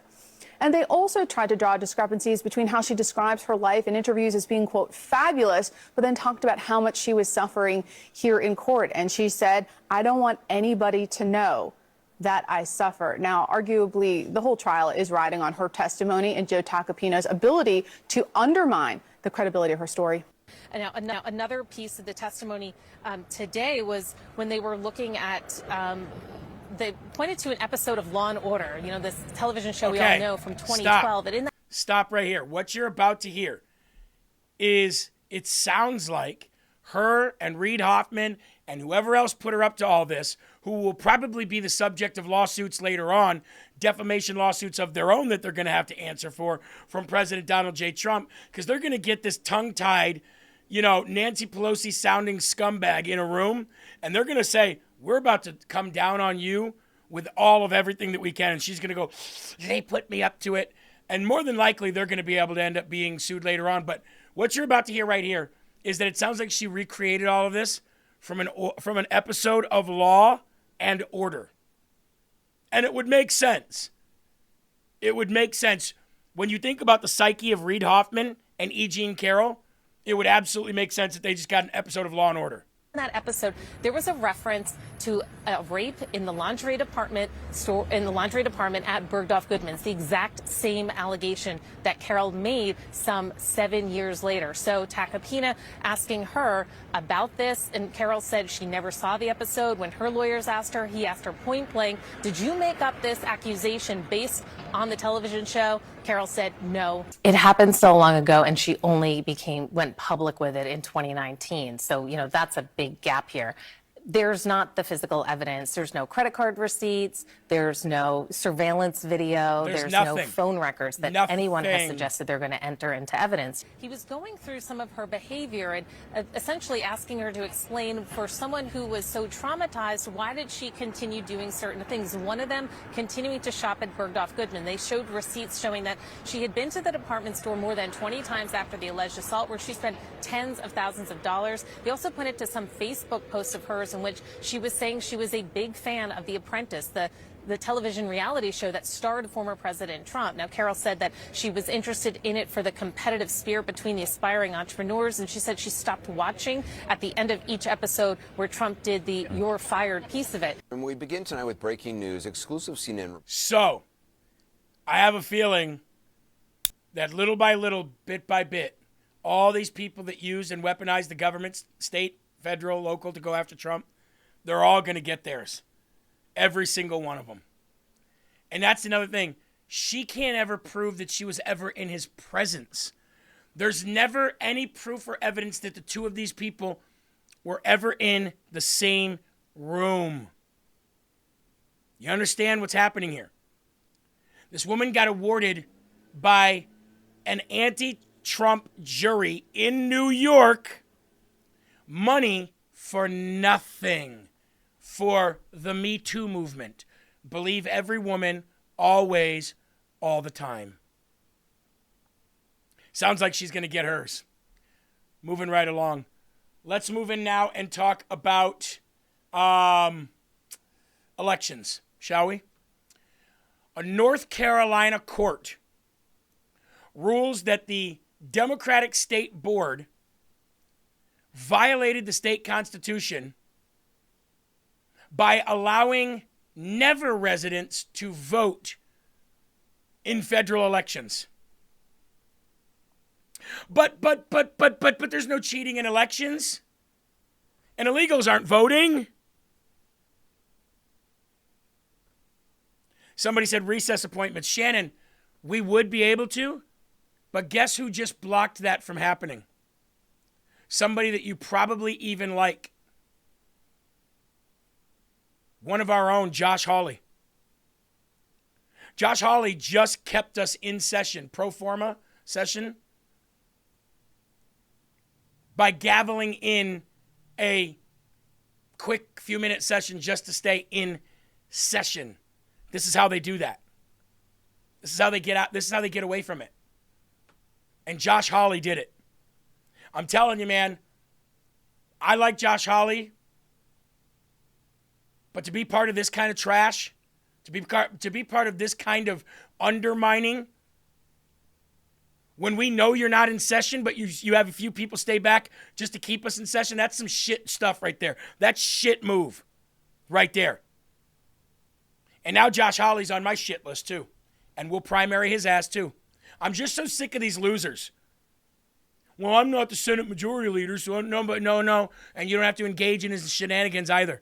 You should have let somebody like Langford do it. Make the top brass stay there and do it. I don't know why he did that, but we're going to get to that in a little bit.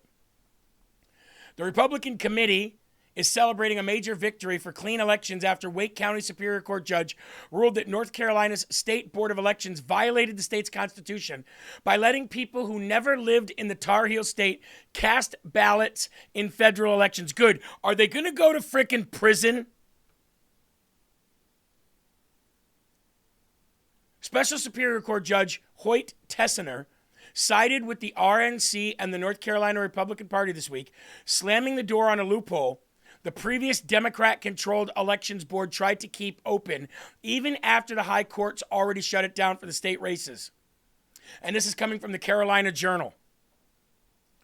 This is the latest in a string of wins for election integrity in North Carolina and a direct rebuke to officials who thought they could quietly expand voting rights to non-residents. Judge Tessiner reaffirmed what the North Carolina Court of Appeals and Supreme Court had already made crystal clear. The state constitution requires residency to vote. Quote, never residents, U.S. citizens born abroad to parents or guardians who once lived in North Carolina but who themselves have resided in the state have no constitutional right to help pick North Carolina's representatives in Congress or influence federal elections here. The previous Democrat-led State Board of Elections had issued a directive allowing these never residents to vote in both state and federal elections. After the state Supreme Court struck down the practices for state and local races, the board stopped counting those ballots for state offices, but kept allowing them for federal offices. That is illegal.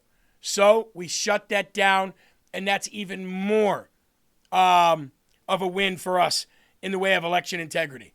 Beautiful. I love it. Go North Carolina. Now let's go to Alabama, because Alabama is now asking the Supreme Court of the United States to intervene after a federal lower court has blocked the new congressional maps. And SCOTUS sets a deadline.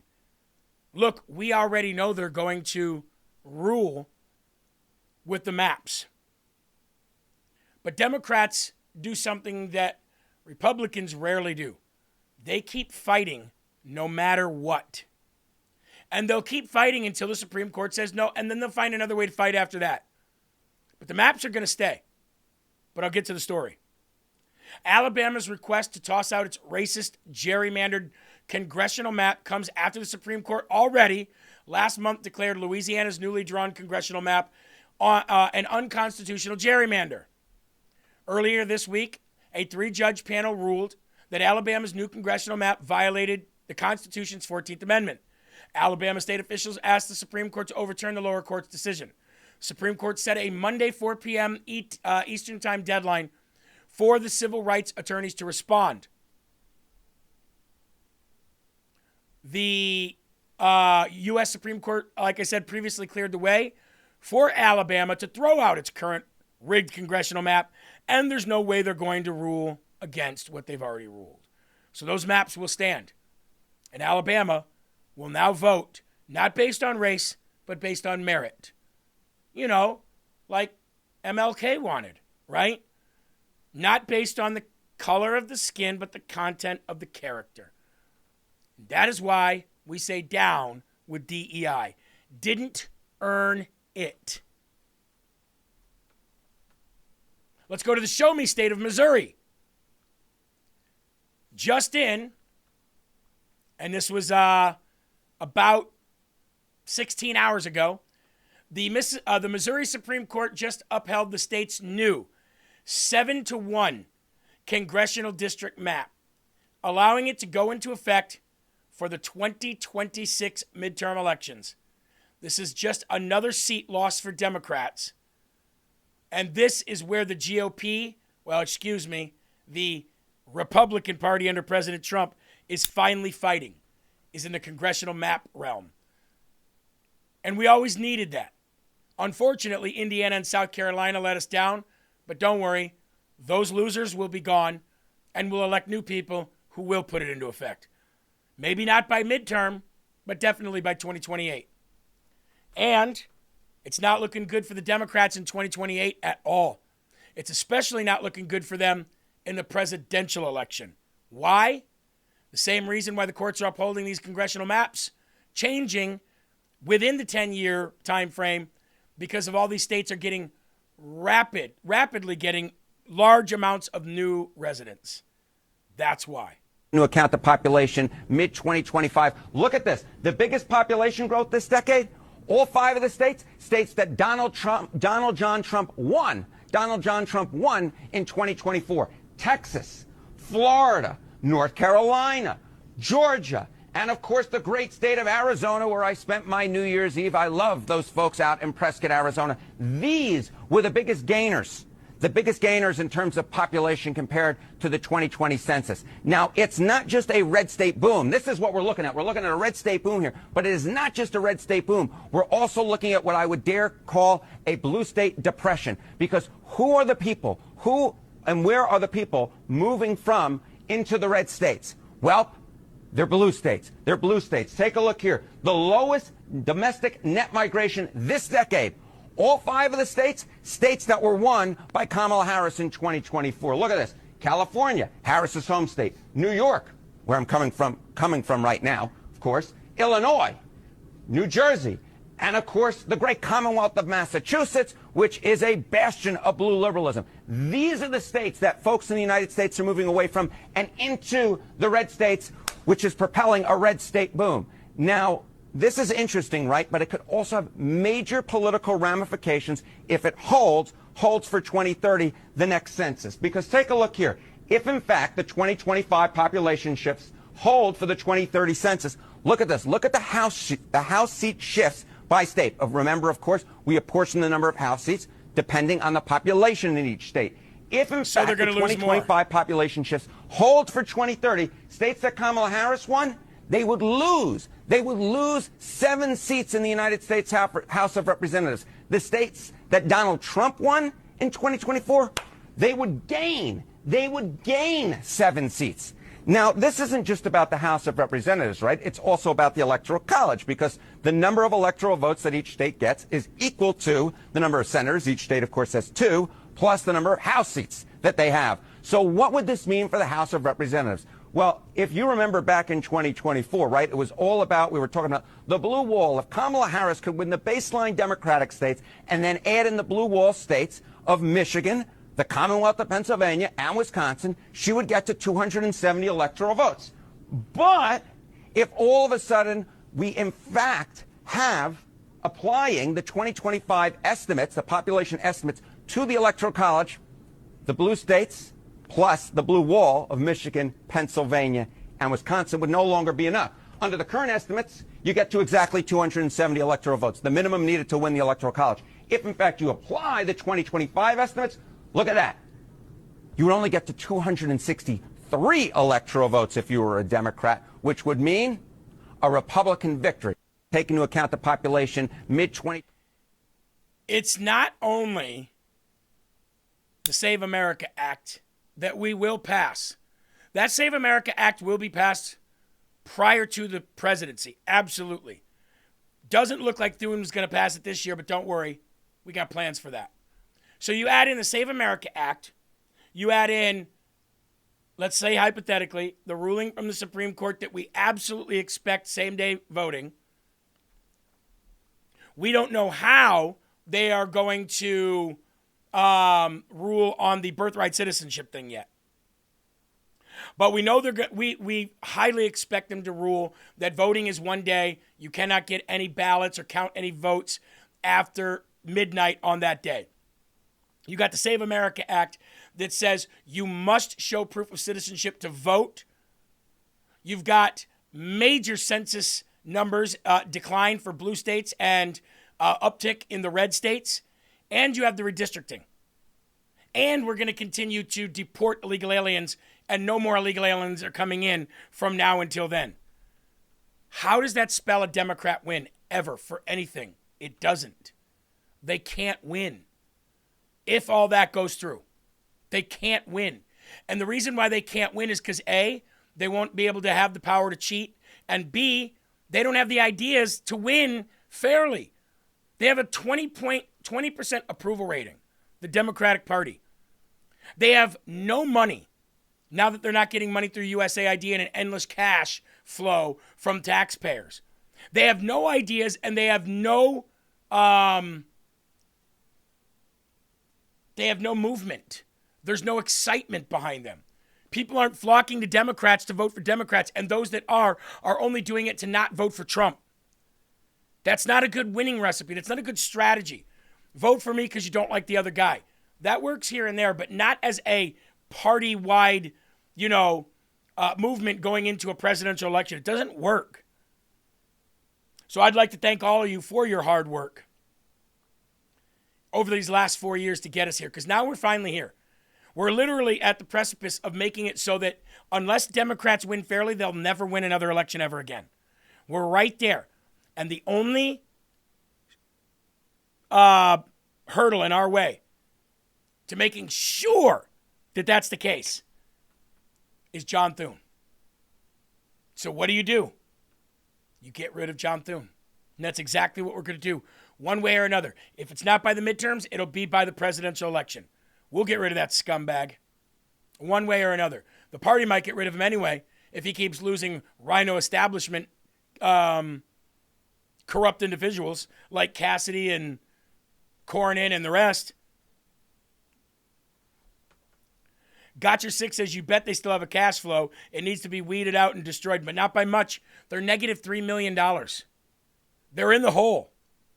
They really don't have much left. The only money that they would really have coming in legally is by billionaire donors. They're not going to be able to siphon it through government agencies, not with Trump there. So it's going to be pretty rough for them. Now, check this out. Department of Homeland Security Secretary Mark Wayne Mullen. I told you he was going to lay the groundwork and the plans to stop all international flights to sanctuary cities, which would absolutely decimate them. There's no way they could withstand this. Here's what he said.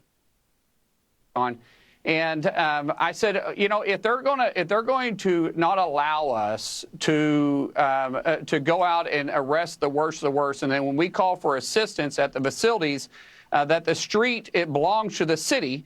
If it belonged to us, we would take care of it, but it belongs to the city, and they're barricading our employees from coming in and out of the facility, then why are we processing international flights into the airport there? And we are currently, which we're not initiating yet, but we're currently drawing up plans to say, listen, in these sanctuary cities where the local radical left Democrats aren't allowing us to do our job and enforce federal laws, then we shouldn't be processing international flights into their cities either, because they don't want us to enforce immigration, but they want us to process immigration at their facilities. Nothing about that makes sense to me. Let me tell you something. House today, Sean. I love it. Currently drawing up plans to stop all international flights to New York, which would be JFK, Newark, LAX in LA in California, O'Hare in Chicago, San Francisco, Seattle, and more. What are you going to do? How are you going to withstand that hit? You can't. It's not possible. The numbers don't allow you to withstand no international flights coming into your city. You'd go bankrupt pretty quick. As if you already are not bankrupt. There's no major Democrat-run city in this country that is thriving. They're all at the edge of bankruptcy because of their policies. So this is going to be huge if he can get through, if he can get these plans drawn up, and then he can put them into play. That's huge. Big. Now, this is the big news of the day.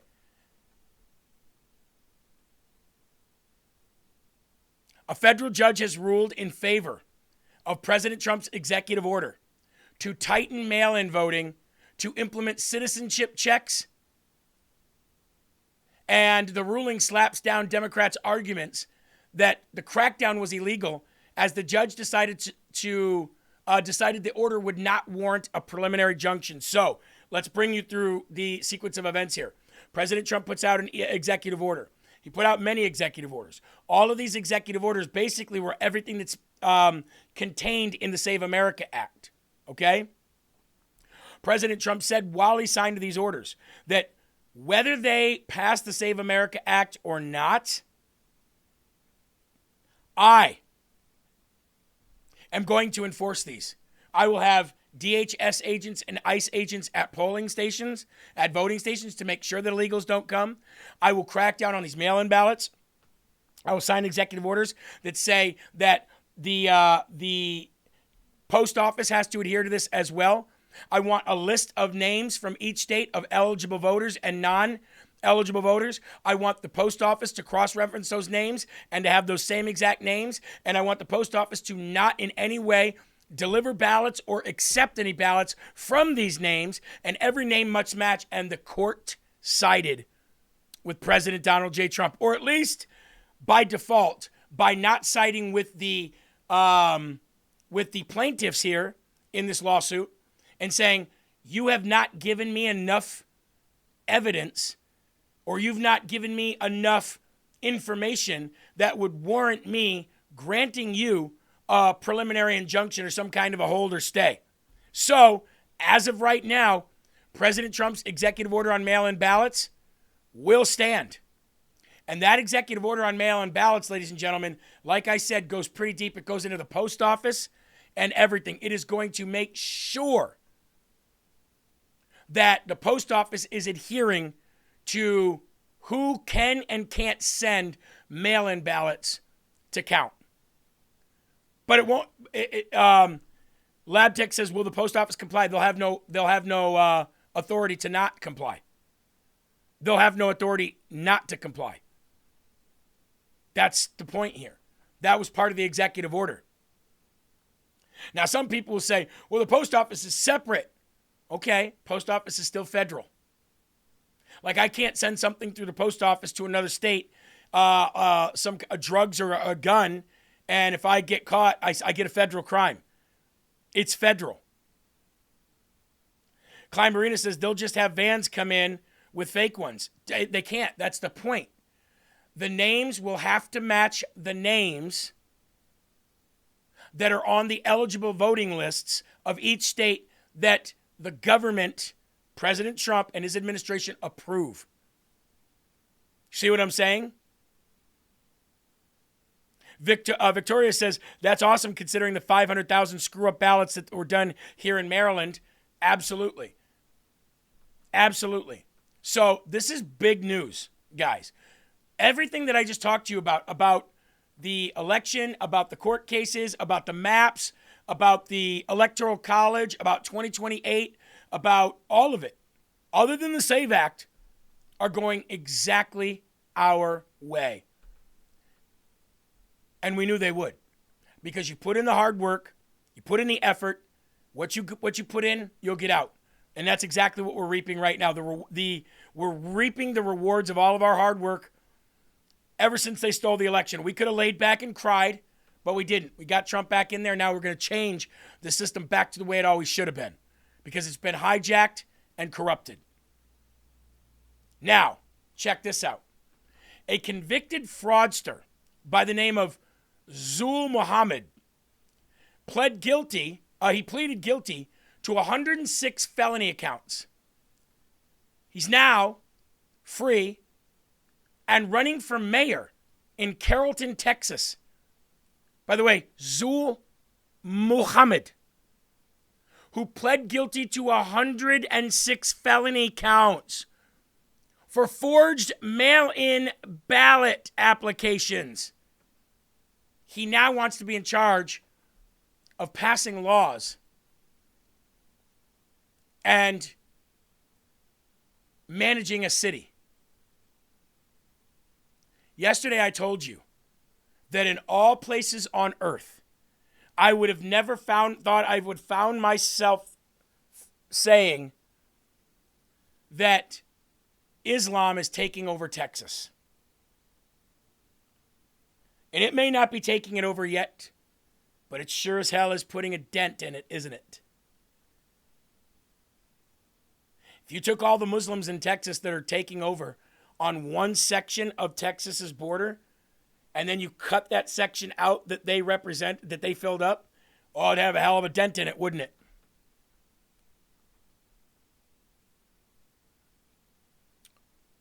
The spread of Islam in Texas can only be possible if you have a weak governor. You think Ron DeSantis is allowing a massive statewide spread of Islam? I'm sure there's Islam and Muslims in Florida, but they're not doing the damage that they're doing in Texas. Not at all. J.A. Fish says, are you allowed to run for office if you are a felon? President Trump is the president, isn't he? You can run for president even if you have a felony. Cindy said, I just ordered my Father's Day pack from My Chicago Steak. That's awesome.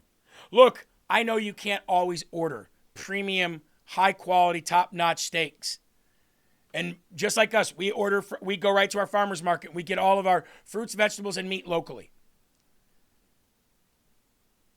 But for once in a while, for a present to give a gift to somebody of these premium Angus steaks, it's pretty awesome. So that's awesome. So thank you very much. Appreciate that. It helps us out too, every order. Yes, you can run for any office in the country as long as it's not a law enforcement. No, you can even run for sheriff.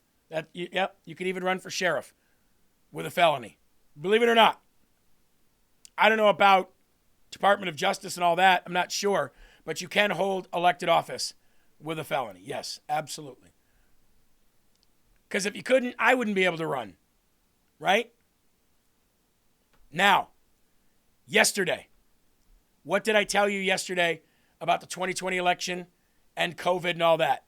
It's making its way back into the news again. The Trump DOJ is moving now to, under oath, question Fulton County 2020 election workers. You know what that means, folks? That means there's going to be some flipping going on. That means that Brian Kemp, Brad Raffensperger, and Gabriel Sterling are going to have a lot more to worry about than losing elections. County, Georgia, some poll workers and ballot counters from the 2020 presidential election could soon hear a knock on their doors. Federal prosecutors say when they have the names and the addresses of those election workers, investigators will try to talk to them. President Trump has long claimed without evidence that there was widespread voter fraud in Fulton County, and that contributed. Wrong, Wolf Blitzer. Plenty of evidence. Not evidence, proof. Not evidence, proof. Math. Just math alone. It's not possible to get 81 million votes if you lose the number of counties that you won by double digits. It's not possible. That's just one. But anyway, I digress. Contributed to his re-election loss to Joe Biden. Let's go live right now to CNN crime and justice correspondent Caitlin Polantz, who's working the story for us. Caitlin, is the Justice Department going to get all these lists of election workers and their addresses? Who listens to well, these Wolf, retards? that's going to be the big question in court. We're still waiting to see what a judge will do. What has happened here is that the Justice Department, they've made clear they want to reopen and ask questions again about what happened in the 2020 election, especially in Fulton County, Georgia. That's the county that includes Atlanta, that Joe Biden won by more than 2/3 of the more than 500,000 votes there. It was a real wash of an election for Biden there. But Trump really does want to continue to say that the 2020 election was rigged. And now the Justice Department, they're going after thousands of names and addresses of these 2020 election workers.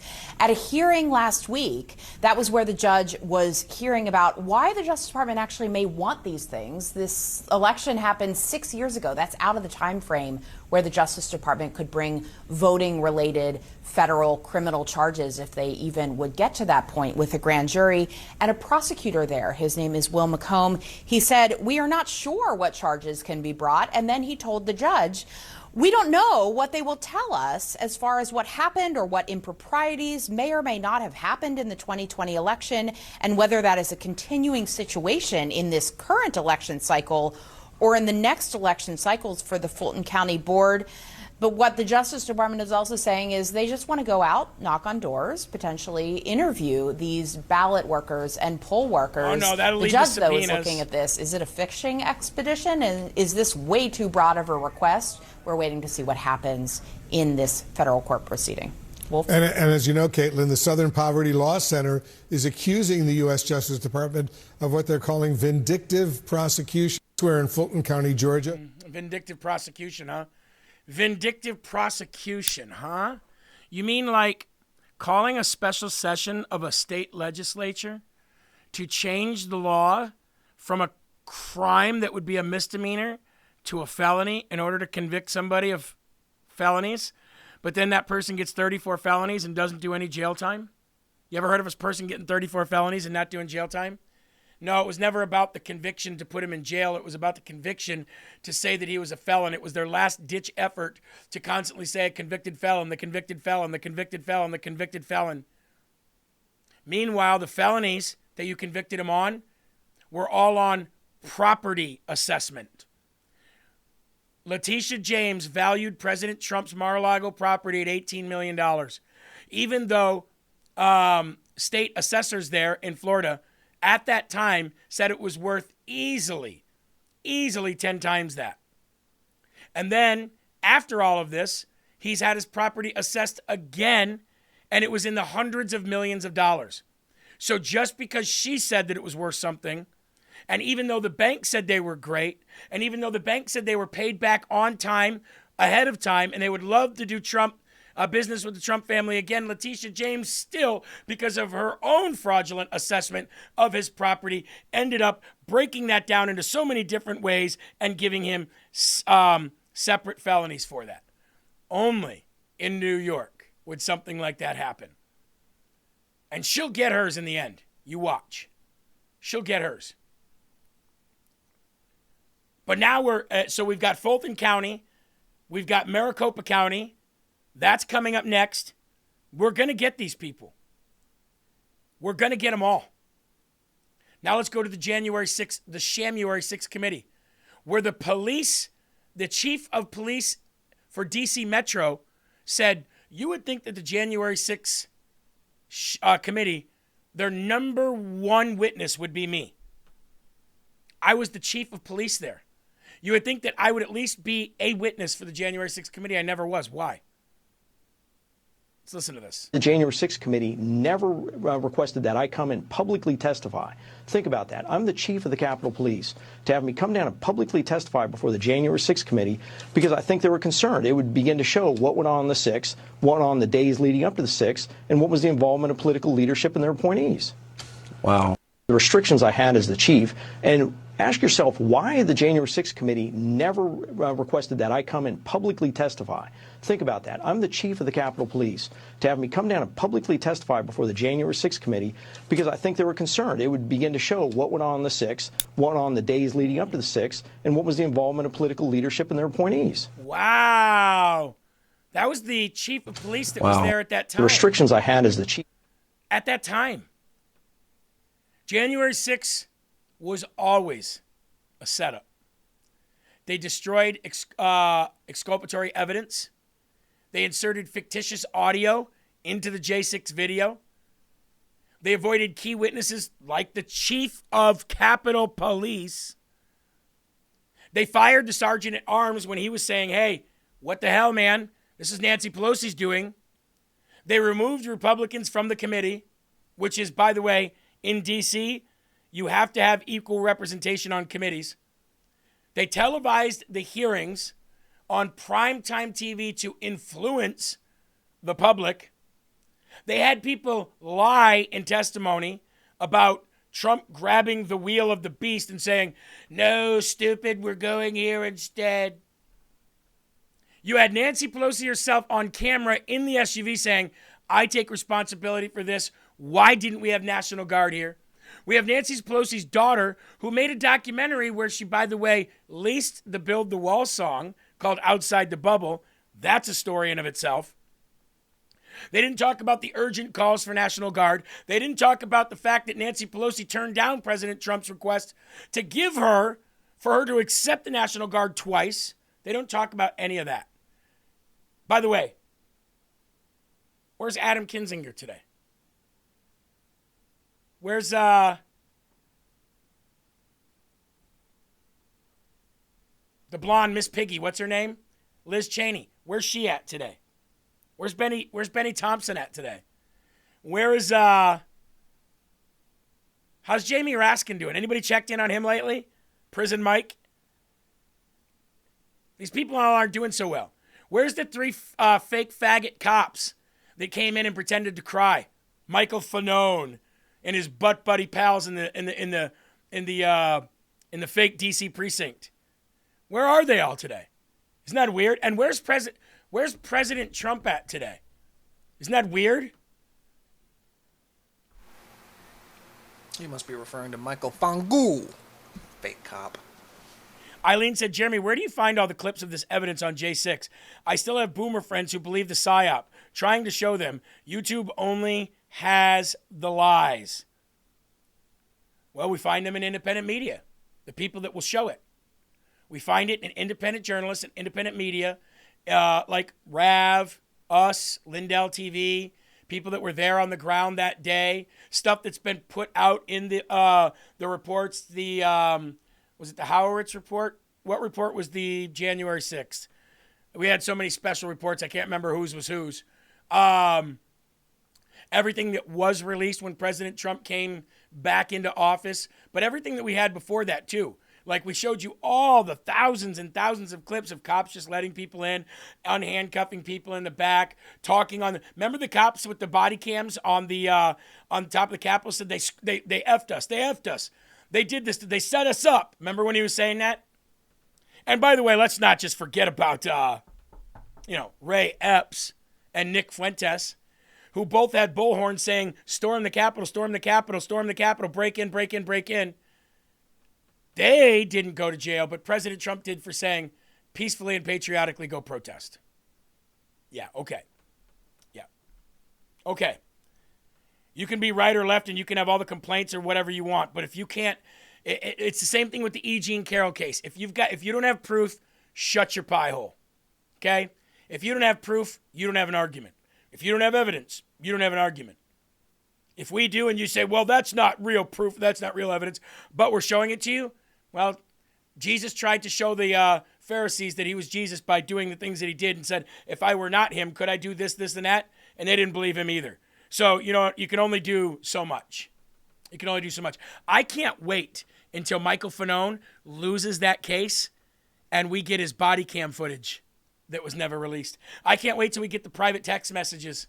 We're getting them all. By the way, it's all going to come out in one big expose. And you want to know what the people on the left are going to say? Doesn't prove anything. You could have Nancy Pelosi herself, not that you will, but we added close to it. You could have Nancy Pelosi saying herself, I orchestrated all of this to hurt President Trump, and here's all the proof. And that's not proof. That's AI. You're never going to get through to retarded people who think that they know what they're talking about with politics. It's just not going to be the case. Has a role to play. Or they'd say, sorry about that. Or they'd say, there is no. She's being made to say it or something like, she's under duress. Right. Yeah, exactly. Exactly. Somebody said Cowboy Logic on Rav is all about J6. Well, they're good friends of mine. Very good friends of mine. Don and Donna. And I talk to them quite a bit. Well, I wouldn't say quite a bit. Probably once every couple months. And, they've been on the J6 stuff more than anyone, really. I mean, right up there at least as much as anyone else. And they've shown all of this footage that I talk about. Many times. So have we. So have we. But don't worry. It'll all come to a head real soon. That's why we're talking about it again today. We're going to take a quick break here. And when we come back, we're going to talk about 2 more Minnesota Muslim Somali women arrested on another scam, $21 million autism scam that just doesn't stop.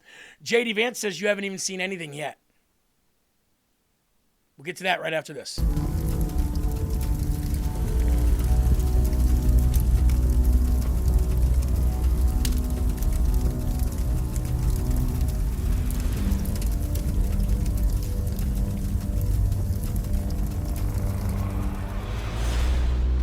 In the long history of the world, the struggle to survive has been a constant.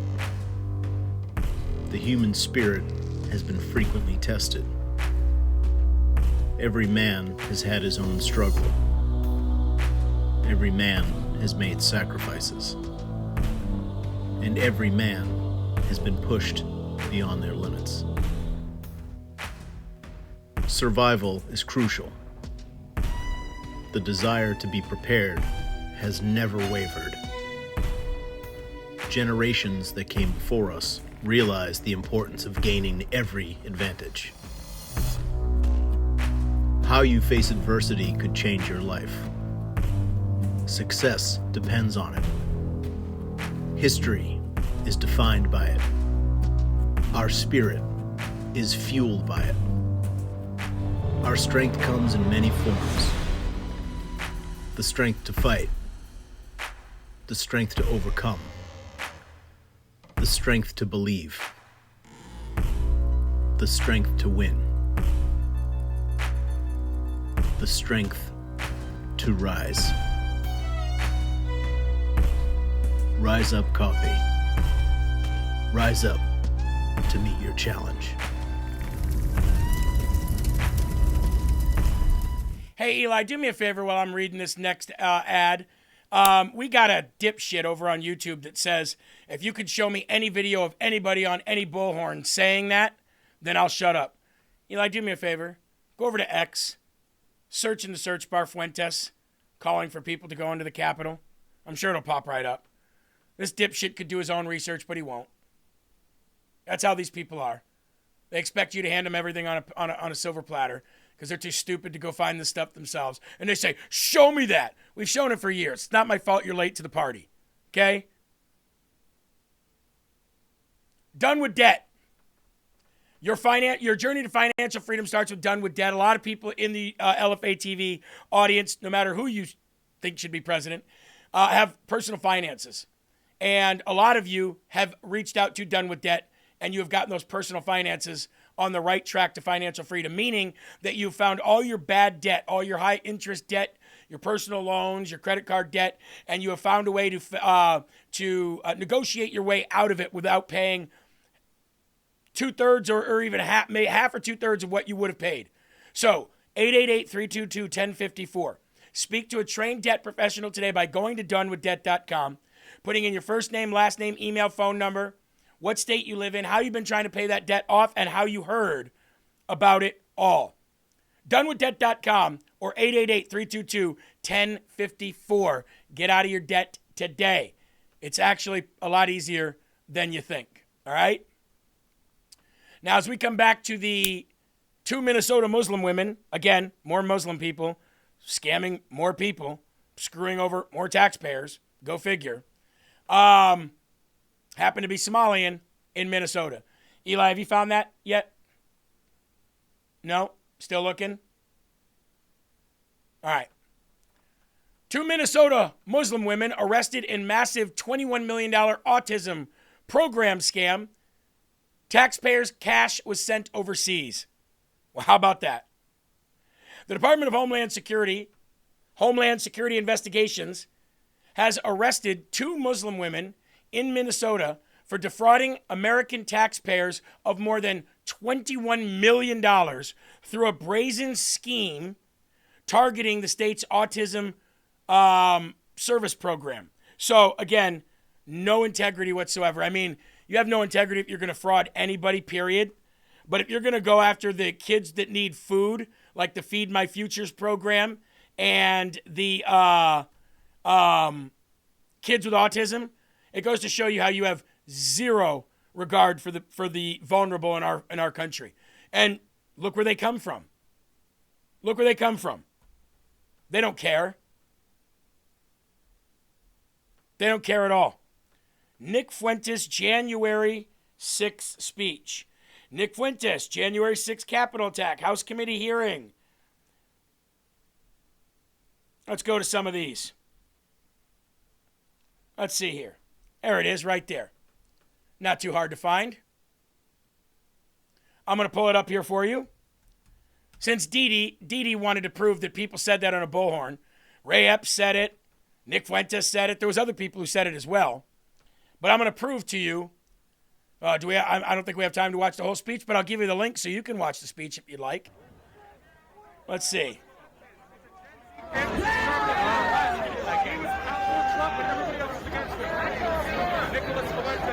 America first! America first! America first! America first! America first! America first! America first! America first! America first! America first! America first! Do we have any groypers in the audience? Yeah!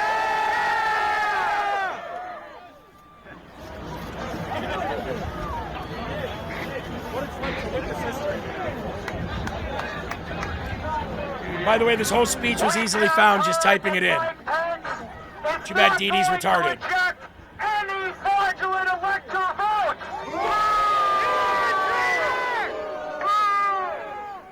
That's right. You've heard it here first. Mike Pence has betrayed the United States of America. Fuck you, Mike Pence. Mike Pence has betrayed this president, and he has betrayed the people of the United States, and we will never, ever forget. This is back when he was dick riding on Trump. We must send a message to every last rhino, every last fake conservative, and every last Republican that betrayed us, that their days are numbered. We are going to primary every last one of them. Hold on. This is a 21-minute speech, so I'm going to put the link in the live chat for Dee Dee. But Dee Dee says, now show Trump calling the mob to attack the Capitol building. Oh, I'd love for you to show me that. I know we're going off the rails here for a retard on YouTube, and it's not worth it, but sometimes it is. I'd love for you to show me that, Dee Dee. Dee Dee Saracen 8749. I'll give you $1 million if you can show me where he said go attack the Capitol. $1 million. I don't even have it. I'll work for the rest of my life to pay you off. Matter of fact, I'll give you something that I do have. I will give you $500 if you can produce a video for me where President Trump said to go attack the Capitol. $500 today. I'll send it however you want. By Raven, through the mail, Cash App, Venmo, any of it. I challenge anybody on YouTube to give me that footage. Anyone?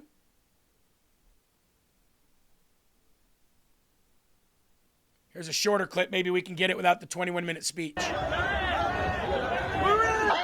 towards the Capitol. It appears we are taking the Capitol back.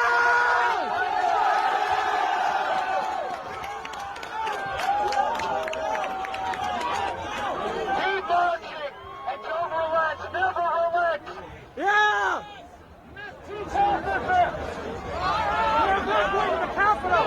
They're evacuating. Break down the barriers and disregard the police. This Capitol belongs to us now. Break down the barriers and disregard the police. Storm the Capitol. Eli! People spent 4 years in jail for standing on steps that never called for any of this. 4 years. But these people aren't. Him and Ray Epps. I mean, you know, they weren't like being literal, and I'm pretty sure that was a totally different day altogether, and you're a maggot. Yeah, that's it. Oh, you know what he said? He came back and he said, Trump said fight like hell. Yeah. Same thing he did when he got shot. Same thing every politician says about their campaign trails. Same to everything that every politician says about their opponent, how they're going to fight and not stop fighting. Hakeem Jeffries said it yesterday. That's pretty bad. That's pretty bad. I guess I just left you smiling like a donut. Mouth agape. Waiting for something to go in. Dee Sarasota, whatever the hell his name is. Retarded people. And do you notice since that day, which we didn't do anything wrong that day anyway, but since that day, what's a Republican done? What's a Republican done that was fighting like hell and was violent? What building did they burn down? What lives did they ruin? Now, we get up every morning, we go to work, we keep the country running a-hole, while you assholes, destroy it. Absolutely. And Dee, you're wrong again. You said that's not a Democrat calling for that. Nick Fuentes just called himself a Democrat last week. Twice. And we all knew it from the very beginning anyway. Yes, your Democrat buddy. Storm the Capitol. Take it over. They're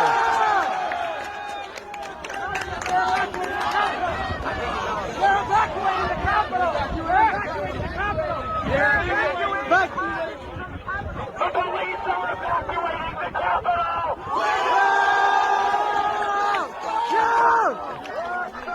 Eli, not that I want to spend much more time on this douchebag who clearly doesn't know how to Google or search anything, but now he's saying not one politician ever said to fight.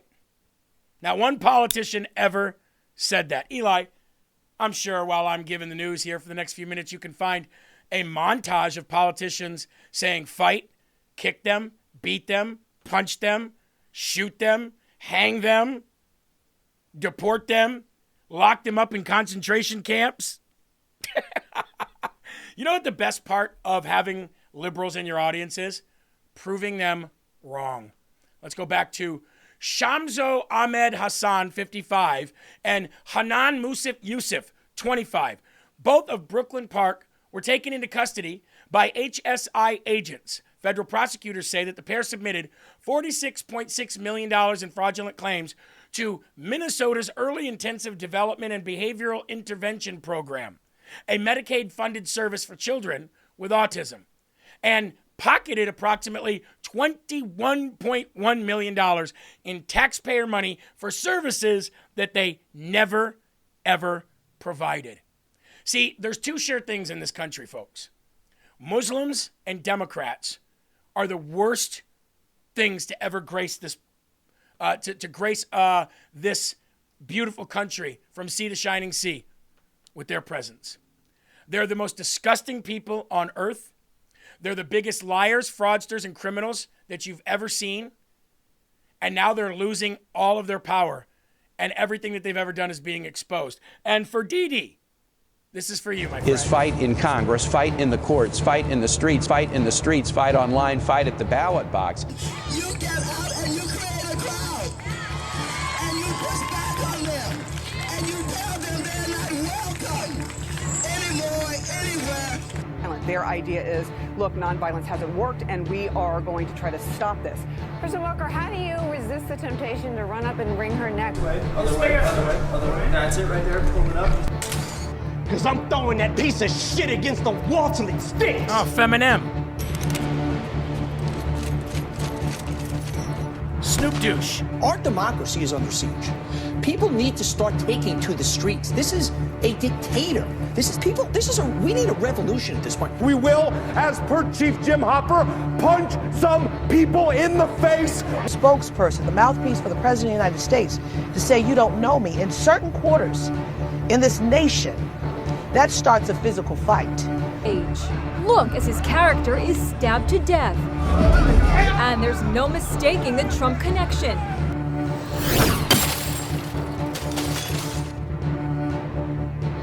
Wow. And that was just a short montage. Wow. Look at that. Look at that. Fighting at the ballot box is telling people to attack a government building. He didn't tell people to attack a government building. That's the whole point, you stupid fuck. How dumb can Democrats really be? You have not been able to show that. You just keep saying that. You just keep saying that. I'm done with the people over there on YouTube, Eli, for the day, because I cannot argue with retardism. Can't do it. You can't do. You can prove to them left and right, but they just can't get it through their thick, stupid, weakling, no gun having, faggy asses, can they? No, absolutely not. I'm almost willing to bet the type of little shit, whoever this is probably paid to do this, because he does have some charisma. You notice, it's like you said earlier, anything you say, you could be like, here's the proof right here. No, and it's just to wire us up. It's just to fire up the fire. They're not worth it. Well, no, I think the fire is worth it once in a while, because people who are watching who might be on the fence might go, well, this guy just showed tons of everything this guy asked for. And this guy over here is an idiot. I don't want to vote with them. I don't want to vote for the fraud and the Muslims. I don't want to vote for the liars and the cheats and the thieves. 2 months, we've exposed billions of dollars in benefits that were stolen from the American people. We referred over $22 billion in fraudulent small business loans back to the Treasury Department for collection. We put a 6-month hold on enrollments for new hospice and home health care providers to prevent fraudsters from opening up more fake businesses. We've recovered taxpayer funds from the $135 billion stolen after the floodgates were opened to unemployment fraud during COVID. We found $6.3 billion in suspected fraudulent government contracts, which were mostly awarded under the last administration, of course, because Joe Biden was asleep at the wheel. We blocked $60 million in student aid fraud that should have gone to young people trying to get an education, but instead it went to fraudsters. As chair of the task force, one of my first actions back in February was to get back to where this whole story began and bring justice to victims of fraud in Minnesota. So we worked hand in hand with Dr. Oz, who's doing an amazing job, to defer $250 million from the state of Minnesota to ensure that its government was actually policing suspected Medicaid fraud. But it didn't stop there. Weeks later, we deferred an additional $90 million because Minnesota's leaders didn't get the picture the first time. All we want to do is work with the state of Minnesota to stop the fraud, but if they're not going to take this seriously, we have to, and we have to force them to do so as well. And just a few weeks after that, 22 search warrants were executed targeting scammers, defrauding daycare and autism centers in the state, including the infamous Somali-run Quality Leering Center. Don't send your kids there. Our message is simple. If you're committing fraud, our task force will find you. We'll come after you, and we will not rest until justice is served.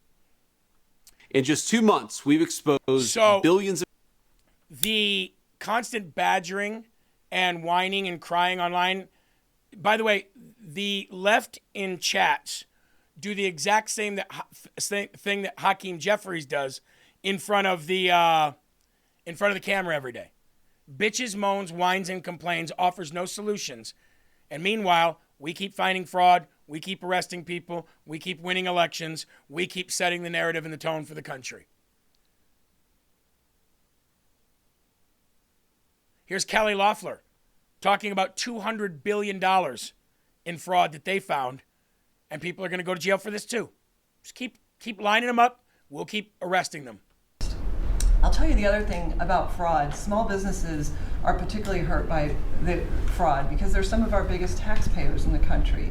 And they show up every day. They work hard to provide for their employees, to build their businesses. They're doing it the honest way.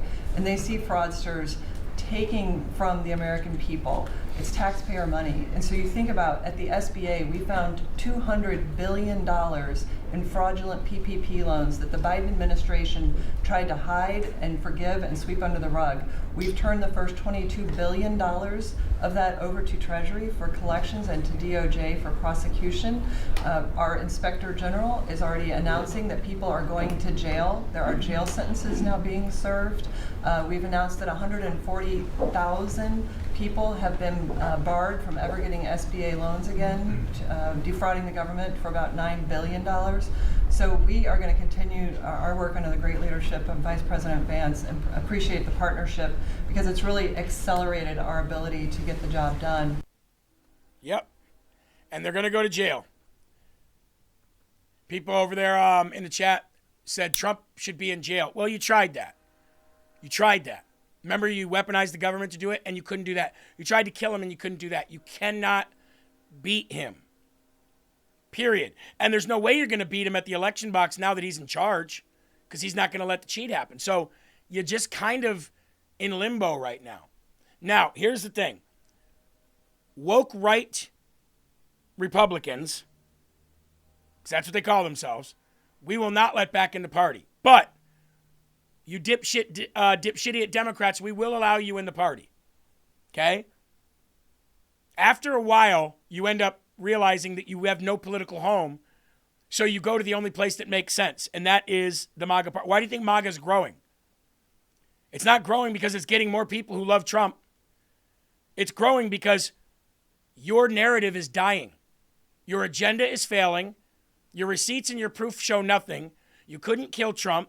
You couldn't jail him. You can't stop us. You can't beat us with facts. You can't beat us at the ballot box. You just lose all the time. So you have no choice but to, sooner or later, just continue to be politically homeless, offering nothing of substance to the country, or you go where it makes most sense to go, and that's in the MAGA party. So we'll welcome you. Dee Dee, you can come in. You're more than welcome to come in. You just got to get on your knees and beg. That's all. Get on your knees and say, I'm sorry. I'm very sorry that I was so lost. CA4LA, same with you. You can come into our party. You can come in, but you have to call President Trump your majesty. Okay? You have to say His Majesty when you're talking about him. You have to remove your hat. And since we were here first, you have to curtsy to us in our presence. That's all. And then you can vote for Trump. And you can be on our side. Right, Eli? His Majesty would welcome that. The projection of DD is absolutely amazing. He told people to go to the Capitol building, and then if we didn't fight for it, we weren't going to have a country. So if somebody tells you we need to go fight for climate change, you take that literally, like we need to go, like, what, punch the sun so it goes away so it's not so hot? Is that what you're saying, you numbnut? Eli said, punch the sun.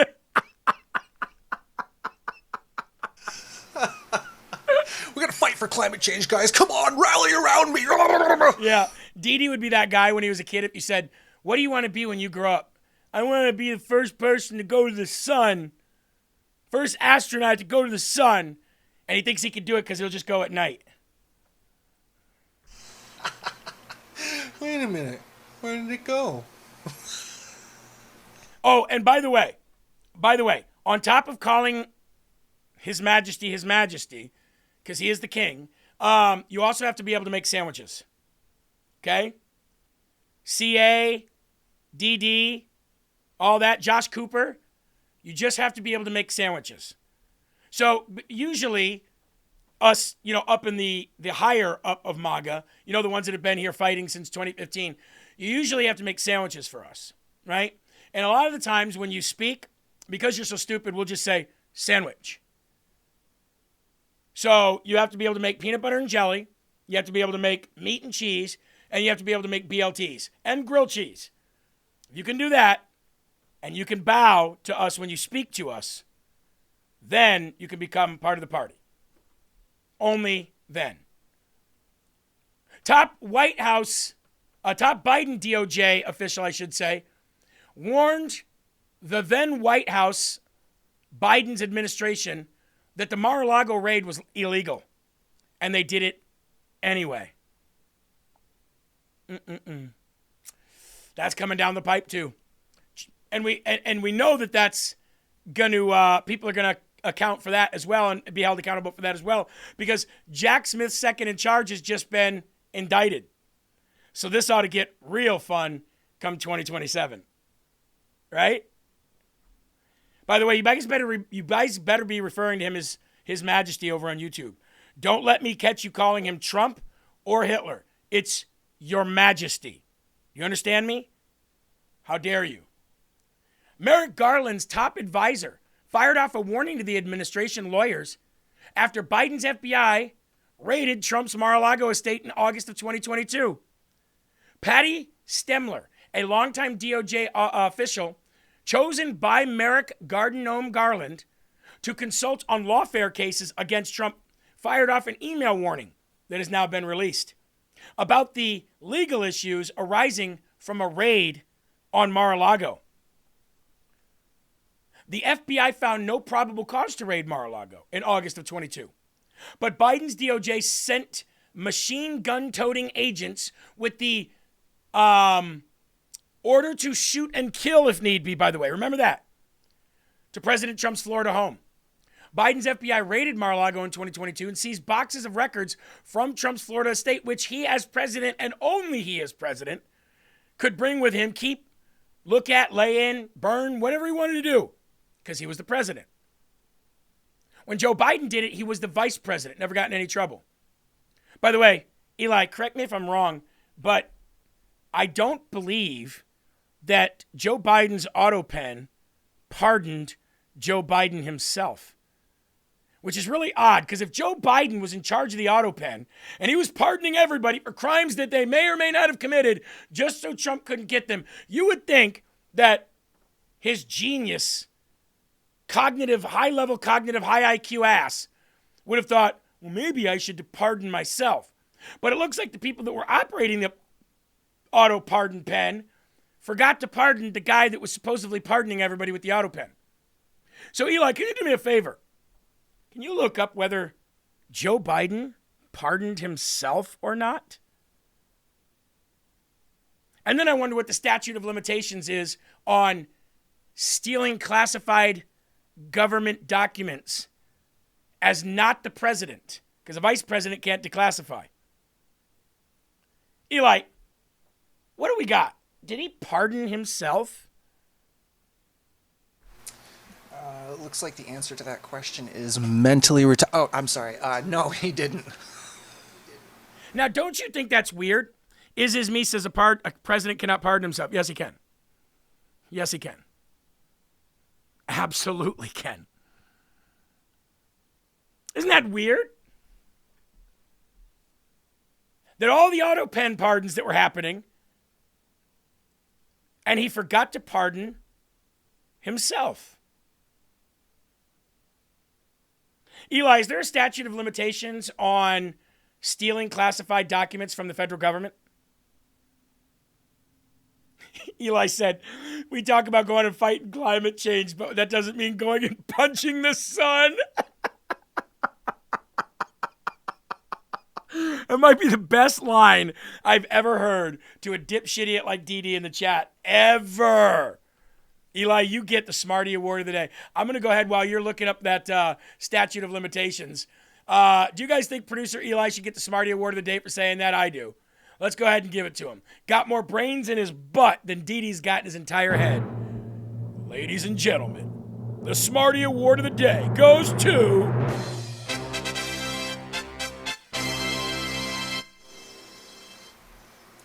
Speech. I got so many people to thank. Josh, Dee over there. If it wasn't for your stupid ass comment, I wouldn't be here today. So I just want to say thank you.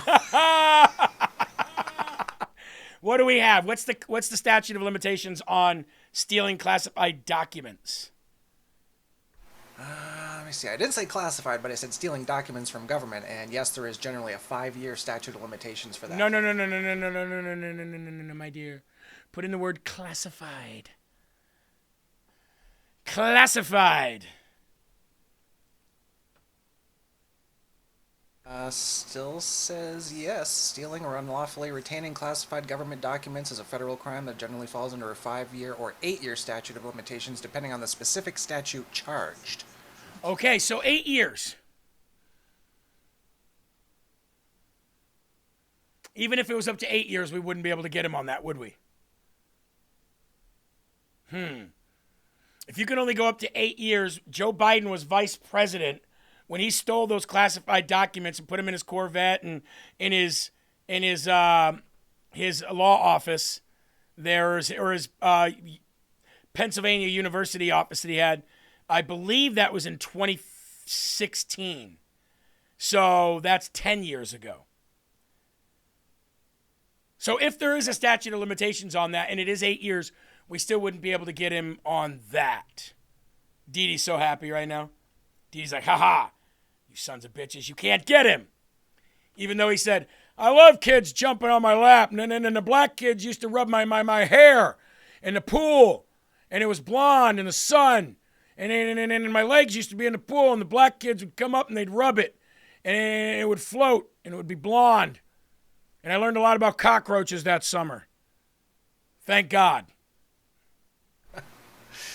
Got Your Six said, when my time finally comes, my tombstone will say, and I punched the sun. That's actually really badass. I kind of wanted to say that now. Imagine that. Imagine that. I fought for climate change. I punched the sun. What'd you do? What'd you do? Back in my day, we punched the sun. What did you do? I want an etching, too, of my fist in that bastard, the sun's face.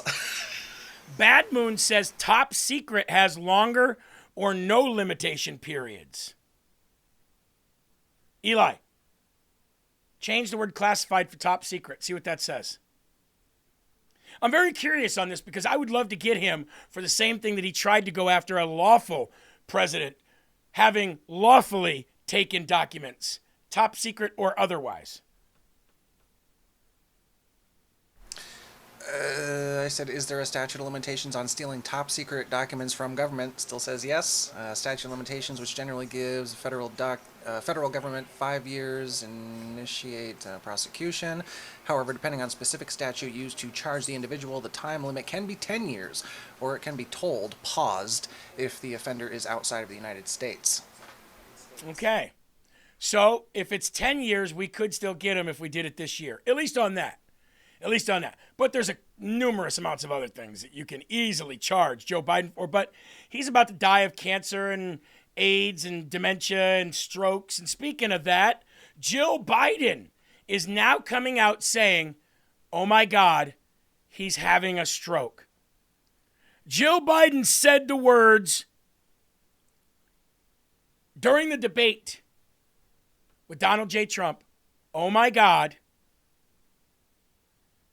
he's having a stroke. Joe Biden said she was frightened by Joe Biden's debate performance and thought that he was stroking out in a new shocking video claim. Let's go to that video now, ladies and gentlemen. The former First Lady, Dr. Dipshitiot, Joe Biden. As you saw it unfold? I wasn't horrified, I was frightened because I had never, ever seen Joe like that. Oh, never? Before or since. Never. Or since? Yes, or You've since. never seen him like never. that? No. What happened? I don't know what happened. I mean, as I watched it, I thought, oh my God, he's having a stroke. And it scared me to death. Okay, hold on. I don't know what happened. And as I watched it, I said to myself, oh my God, I think he's having a stroke. And I'd never seen him like that before nor since. Funny, because after that debate, when the party said, we're going to just go against all rules and norms and get rid of him and replace him with Kamala Harris, without bringing up the 25th Amendment, because by all rights they should have. They just didn't want to make it look bad, because then you could go back and do every executive order that he ever did and say, was he really in his mental right state of mind then? So they did it the illegal way. But the funny thing about that is after all of this, Joe Biden still said that Joe is mentally capable of running this country. She advocated for Joe to stay in the position of the President of the United States and was so pissed off If you remember, she was so pissed off, her and Kamala Harris and Doug Emhoff and all them, they had this big outing. They hated each other after this. Remember that? Because Kamala Harris took that seat from him. And Barack Obama orchestrated it all because he was still the leader of the party and said, we're going to put her in there because the country's ready for a woman. Liar. Yeah, okay, that's the time. We're going to get that now in her. Not a competent woman who's not a liar, but a incompetent woman who is a liar. Yeah, let's just give it to her. Yep. She still fought for him. I was frightened. I'd never seen anything like that before or since. Ever again have I ever seen anything that even came close to that.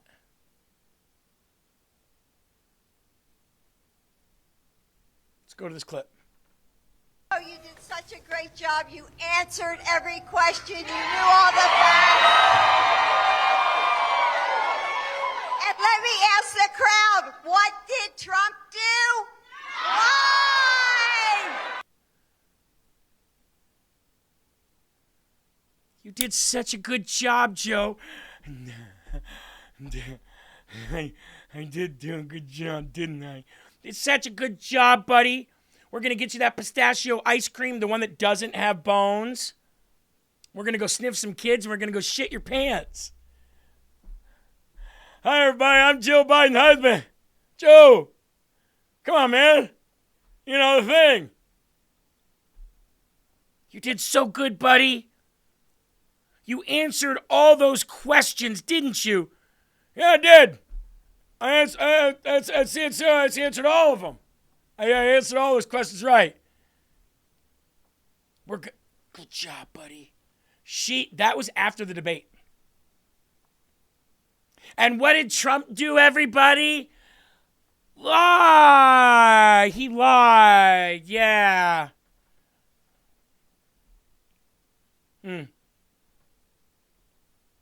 I wonder if we should go after Joe Biden for elder abuse. Say here. Well, she says that she's never seen him act that way before or since, but in the interviews that over 200 of which that Jake and I did, other people did see him act like that in the months before and in the months after that. And those moments became increasingly hard to predict. And the White House was increasingly trying to manage them to keep those moments out of public view. And eventually, during the debate, they could no longer hide those moments from the public. I'd also say that what she just said there is very much at odds with what many of Biden's top aides said at the time and have said, since the 2024 election, which is they didn't think the debate was that bad. And they thought the Democratic Party way overreacted. They certainly didn't think that he was having a stroke at the time. And they thought it was, he was clearly trying to say big pharma and instead of beat Medicare. And that this was a whole, tempest in a teapot overreaction. But Jill Biden is now saying that at the time when she was watching, she thought her husband, the President of the United States, was having a stroke. And then also later that night spoke at a rally in which she praised his performance, then also did an event right afterward at a restaurant, and then also let him go and do a rally the next day in North Carolina. That seemed... Yeah, Eli, when did he put the Trump hat on? Remember when he went to that firehouse, I believe it was in New York, and he put the Trump hat on? The guy said, you should wear this hat. He put it on. He goes, how do I look? I think that was after the debate, too. And if it wasn't after, it was right prior to the debate. I don't exactly remember the time frame on that. But, oh my God, is he having a stroke? Well, let me ask you this, folks. If your husband or your wife is is on stage doing a debate, even at a presidential level, and you see something you've never seen before, like he glitches out like Glitch McConnell, just Mr. Freeze, right? If I'm watching my wife debate and I see something happen in her mentally, health-wise, physically, that I've never seen before, and my response is, oh my God, I think she's having a stroke. And I really felt that way. And I saw this absolute breakdown of human ability and cognitive ability. The first thing I would do is say, okay, we're calling this off. We're calling this off. Clearly, there's something wrong here. Obviously, he can't run for president. But Jill Biden is so clung to power. She's so clung to power. She wanted to hang on to it. And when Kamala Harris got the nod and they took a back seat, Jill was so pissed. Remember how mad she was? Remember how she would look at Kamala? Remember how she would how they would if they were on a stage together, they would be on opposite sides because they couldn't be near each other. And then Kamala took over her and Doug Emhoff, ate Doritos in a gas station. What did you want, honey? Just get me what you always get me, dear, some Doritos. You got it, sweetie. No adrenochrome today? No baby parts today, just Doritos? I don't know. I doubt that every politician is drinking adrenochrome and eating baby parts, but hard to say. Hard to say. Siamese stormtrooper said, yeah, he looked loopy as F when he put that MAGA hat on. He sure did. He put it on and he was like, all hopped up on something. Klonopins or something.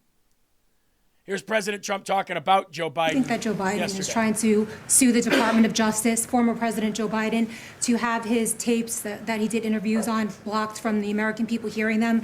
Do you think that he's trying to hide something? And maybe Acting Attorney General Todd Blanche could comment on if they will countersue and release those tapes to the American public. Are you talking about it with respect to his book? With respect to his Well, memoirs. I'd like to see it. I don't know. Maybe there's some constitutional reason. I don't know. I would like to see what he has to say, because we can never allow what happened to this country to happen. The man was grossly incompetent, and the Democrats, I call them the Democrats because the policy is so bad, but they came very close to destroying our country. We can never let it happen again, and I hope that you're able to produce that. I think it would be a very interesting reading for people. You know what would be really great? We get a lot of leaks in the media, don't we? A lot of leaks from Democrats inside the government that go to New York Times, Washington Post, Politico, USA Today, and all the rest of the idiots. You know who never gets leaked information? We never get leaked information from Republicans. It would be a shame if somebody leaked these tapes, wouldn't it? Oops. We got to get a hold of these leaks in the government. It'd be a shame if the New York Post, or even just all out on X, that those tapes came out. Wouldn't that just be a shame if somebody leaked them? It'd be so bad.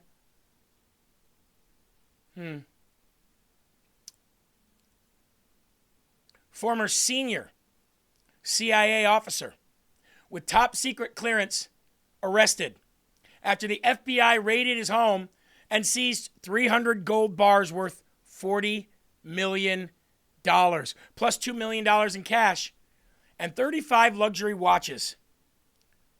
Former senior CIA officer. The officer, identified as David Rush, who held a management position at the agency, now faces charges of criminal theft of public money. Rush allegedly used his position to request large amounts of gold and foreign currency, claiming they were for work-related expenses, only to allegedly to divert them and stash them at his Fairfax County residence. You know, where all the illegals are killing everyone and raping everyone? On May 18th, federal agents searched the home and walked out with massive gold hoard. Investigators had earlier found only a portion of the funds in a storage space near his office. Rush had requested the assets between November and March, according to the FBI affidavit. Sounds like somebody was trying to cash out and bounce, doesn't it? The CIA's own internal audit couldn't account for the gold or significant foreign currency, prompting CIA Director John Ratcliffe to refer the matter to the FBI for criminal investigation.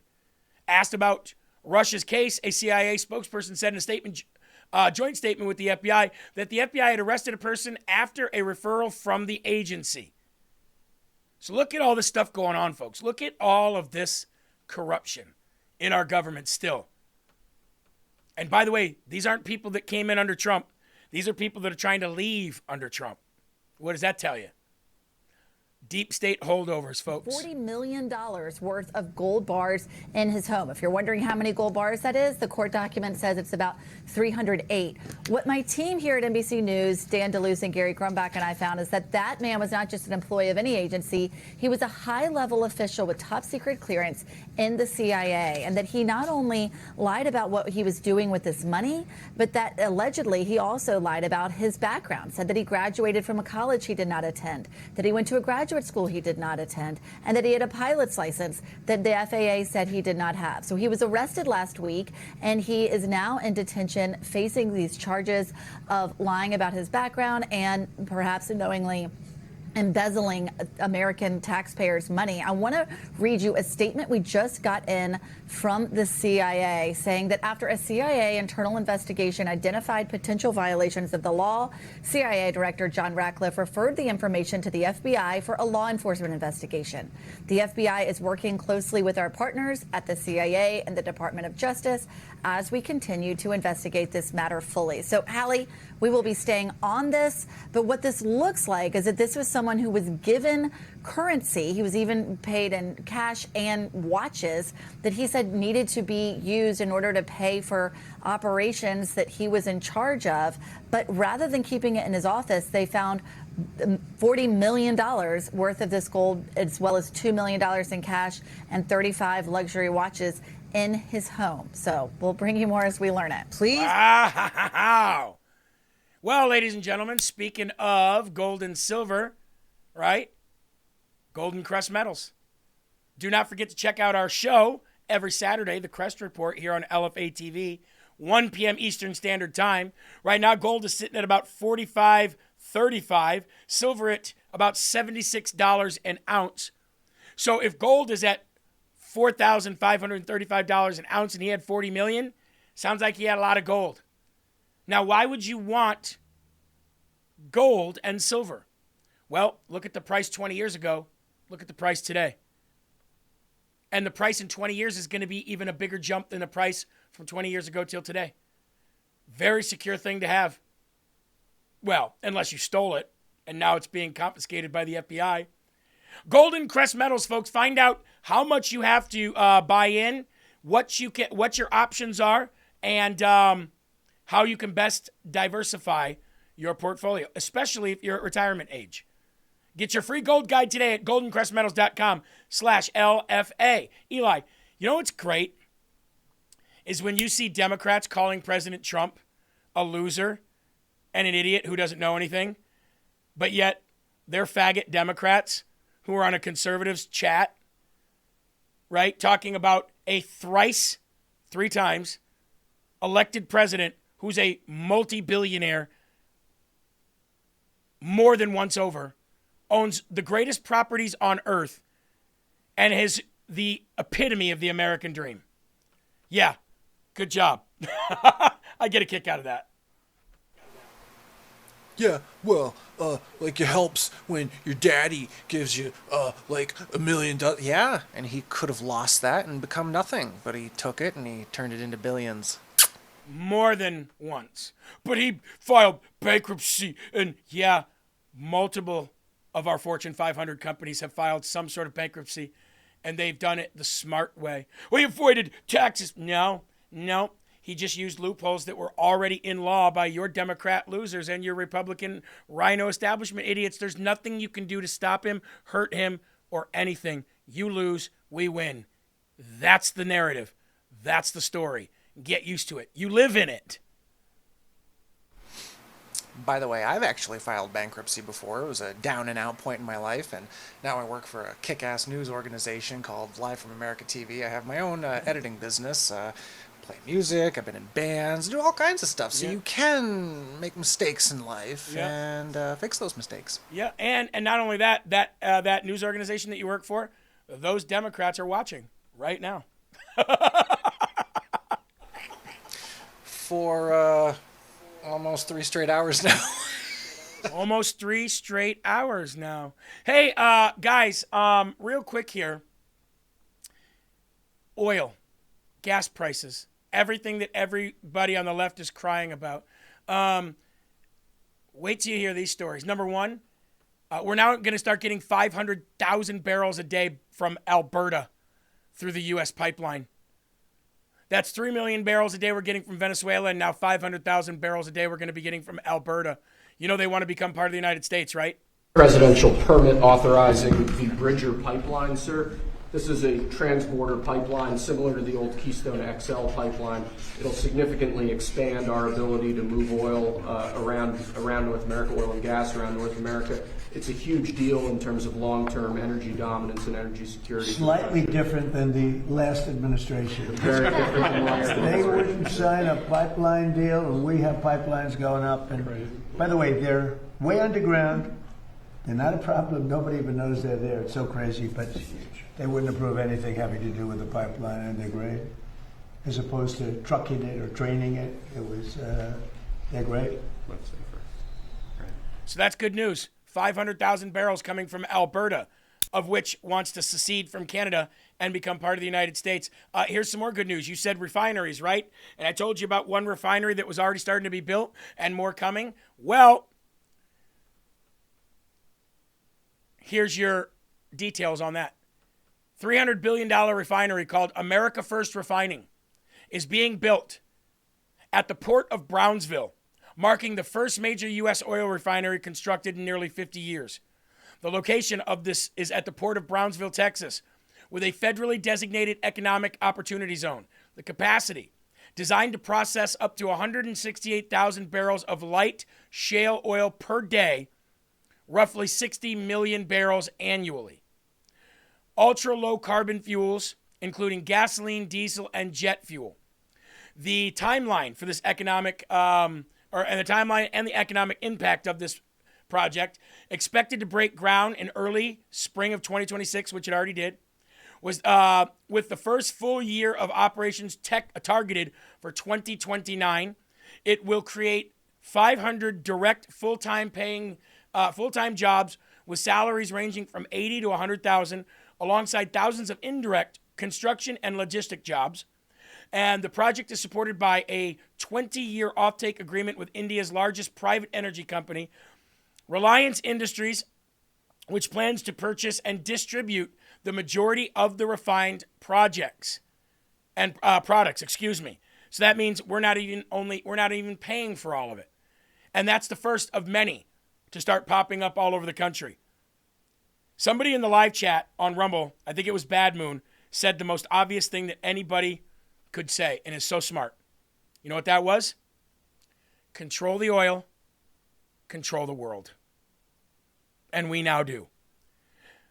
IKPLA says overnight our gas went from $4.39 to $3.89.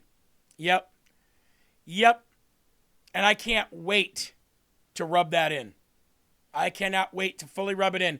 Once it gets to pre-conflict prices, I can't wait to rub it in. Now, Josh Hawley. What a disappointment. Man, he's great when he questions people in hearings, isn't he? But man, did he really screw the pooch on this one. Memorial Day, Josh Hawley gavelled in a pro forma session at the Senate to prevent President Trump from making any recess appointments. Josh Hawley definitely isn't alone. There's a long list of rhino traitors who have been preventing President Trump from being able to make his recess appointments. And it's time to add him to the rest of the primary challenge lists. Josh Hawley, you're done. You're done. Sorry, you had potential. You did some really good things. You questioned people perfectly on those hearing stands, but you're done. You are now finished. And every other rhino that gavels in a pro forma session to not allow President Trump to make any recess appointments, you will be done too. I don't know what you guys, I don't know what makes you think that we're going to allow you to do this. This is the second time Josh Hawley's done that, and we're done with him. Unfortunately, what is he from? The Show Me State, right? Missouri, I think he's from.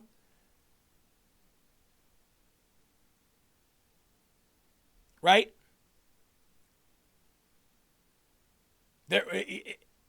I hate when people have potential and they do so good and then they do stuff like this.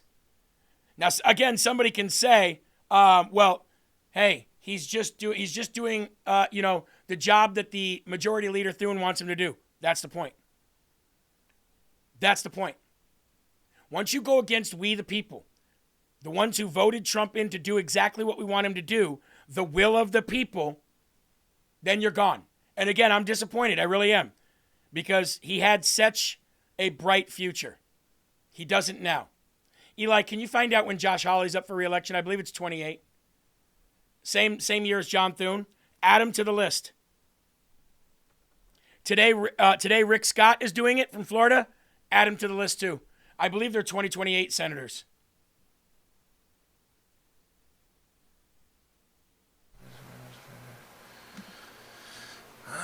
Give me another minute here. It's just Hawley. When is his term up? That's all. It should pop right up. Unless you spelled his name wrong. But I believe he's a 2028 senator.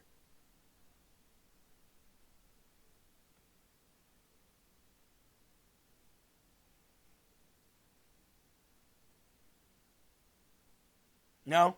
Can't get it? That's all right. Hang on a second. I'll tell you, he's a 2028 senator. He has to be because he's not up for any election now, and the next Senate run is up for 2028. So, is that it? Was I right? Actually, I had to ask ChatGPT because I wasn't getting anything concurrent with Google. It said Josh Hawley's current U.S. Senate term ends on January 3rd, 2031. He was reelected in 2024 to his 6-year term. So 2030 is his. 2031. Well, no, it'd be 2030 because 31 would be when he's done. He would have his campaign in 30. And then January of 31, he'd be done. All right, well, he's gone now too. Rick Scott, gone. Josh Hawley, gone. Anybody else want to do John Thune's bidding? And I'll make a video about that a little later on as well, too, and I'll tag Josh Hawley in it so he can see.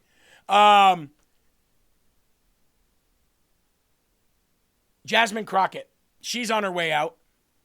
And I thought that I'd play this for you as we get close to the end of our show here today, just to laugh. You got ignorant MAGA people who I'm like, baby, I fight harder for you than the people that you elected, just to be clear. Because I know the numbers in the town that you live. I know that your hospitals is shutting down because I know my job. Right. So I'm actually trying to save your life because your life expectancy has gone down. Or the fact that rural America uses more SNAP benefits than urban America. I fight harder for you than your own representatives do. But at the same time, they like, oh, yeah, Jasmine going to McDonald's. Baby. What?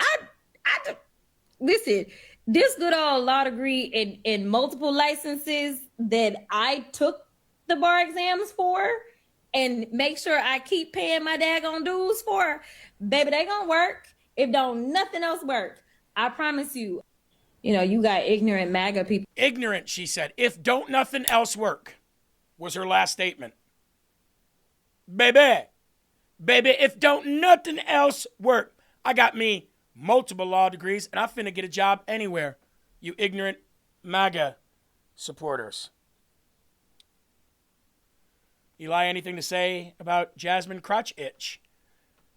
I mean, that's the Democratic Party in a nutshell right there. I mean, like, I don't get why, like, the Democratic Party doing so bad at like it is, that it is what it is. Hit it is, shit it is. I mean, that was like the most intelligent thing I ever heard, you ignorant. Hey, by the way, Maury knows over on YouTube. Yeah, go Jews. Go MIGA. Go make Israel great again. Yes. Make Israel great again. Absolutely. Wipe out all the disgusting, dirty, inbred Muslims in the entire Middle East and make Israel great again. Give them all the land. You know what I want to see, Eli? I want to see Israel get all of the land.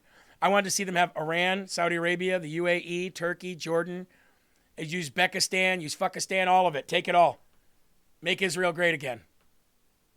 I like the name of that last one. Wow, what did I say? I didn't say it right? Oh, there's that money. BBNet, there's that money, Eli. Just came in. I said MIGA, and look what I got. Hey, whoa. That's $14,000. I guess I never need to do another read for an ad ever again. Do you think Jew could loan me some of that? What are you talking about, bro? I don't owe you nothing, okay? I got this money straight from Bibi Netanyahu, not to give to Jew, but to give to me. This is such a l'chaim. Hey, Will Johnson, your favorite Jew, is coming up next. Will Johnson. See, here's the way I look at it. You can't be Christian unless you're Jewish first. Jeremy, what do you mean? Why would you say that? Christ is king. Absolutely he is. But everybody who wrote the Bible was a Jew. Weird. Will Johnson comes up next. There are right ways and there's wrong ways, but there's only one Yahweh. So stand up tall, keep your shoulders back, keep your chest out, keep your head up high, because you are a child of God. And no weapon formed against you will ever prosper.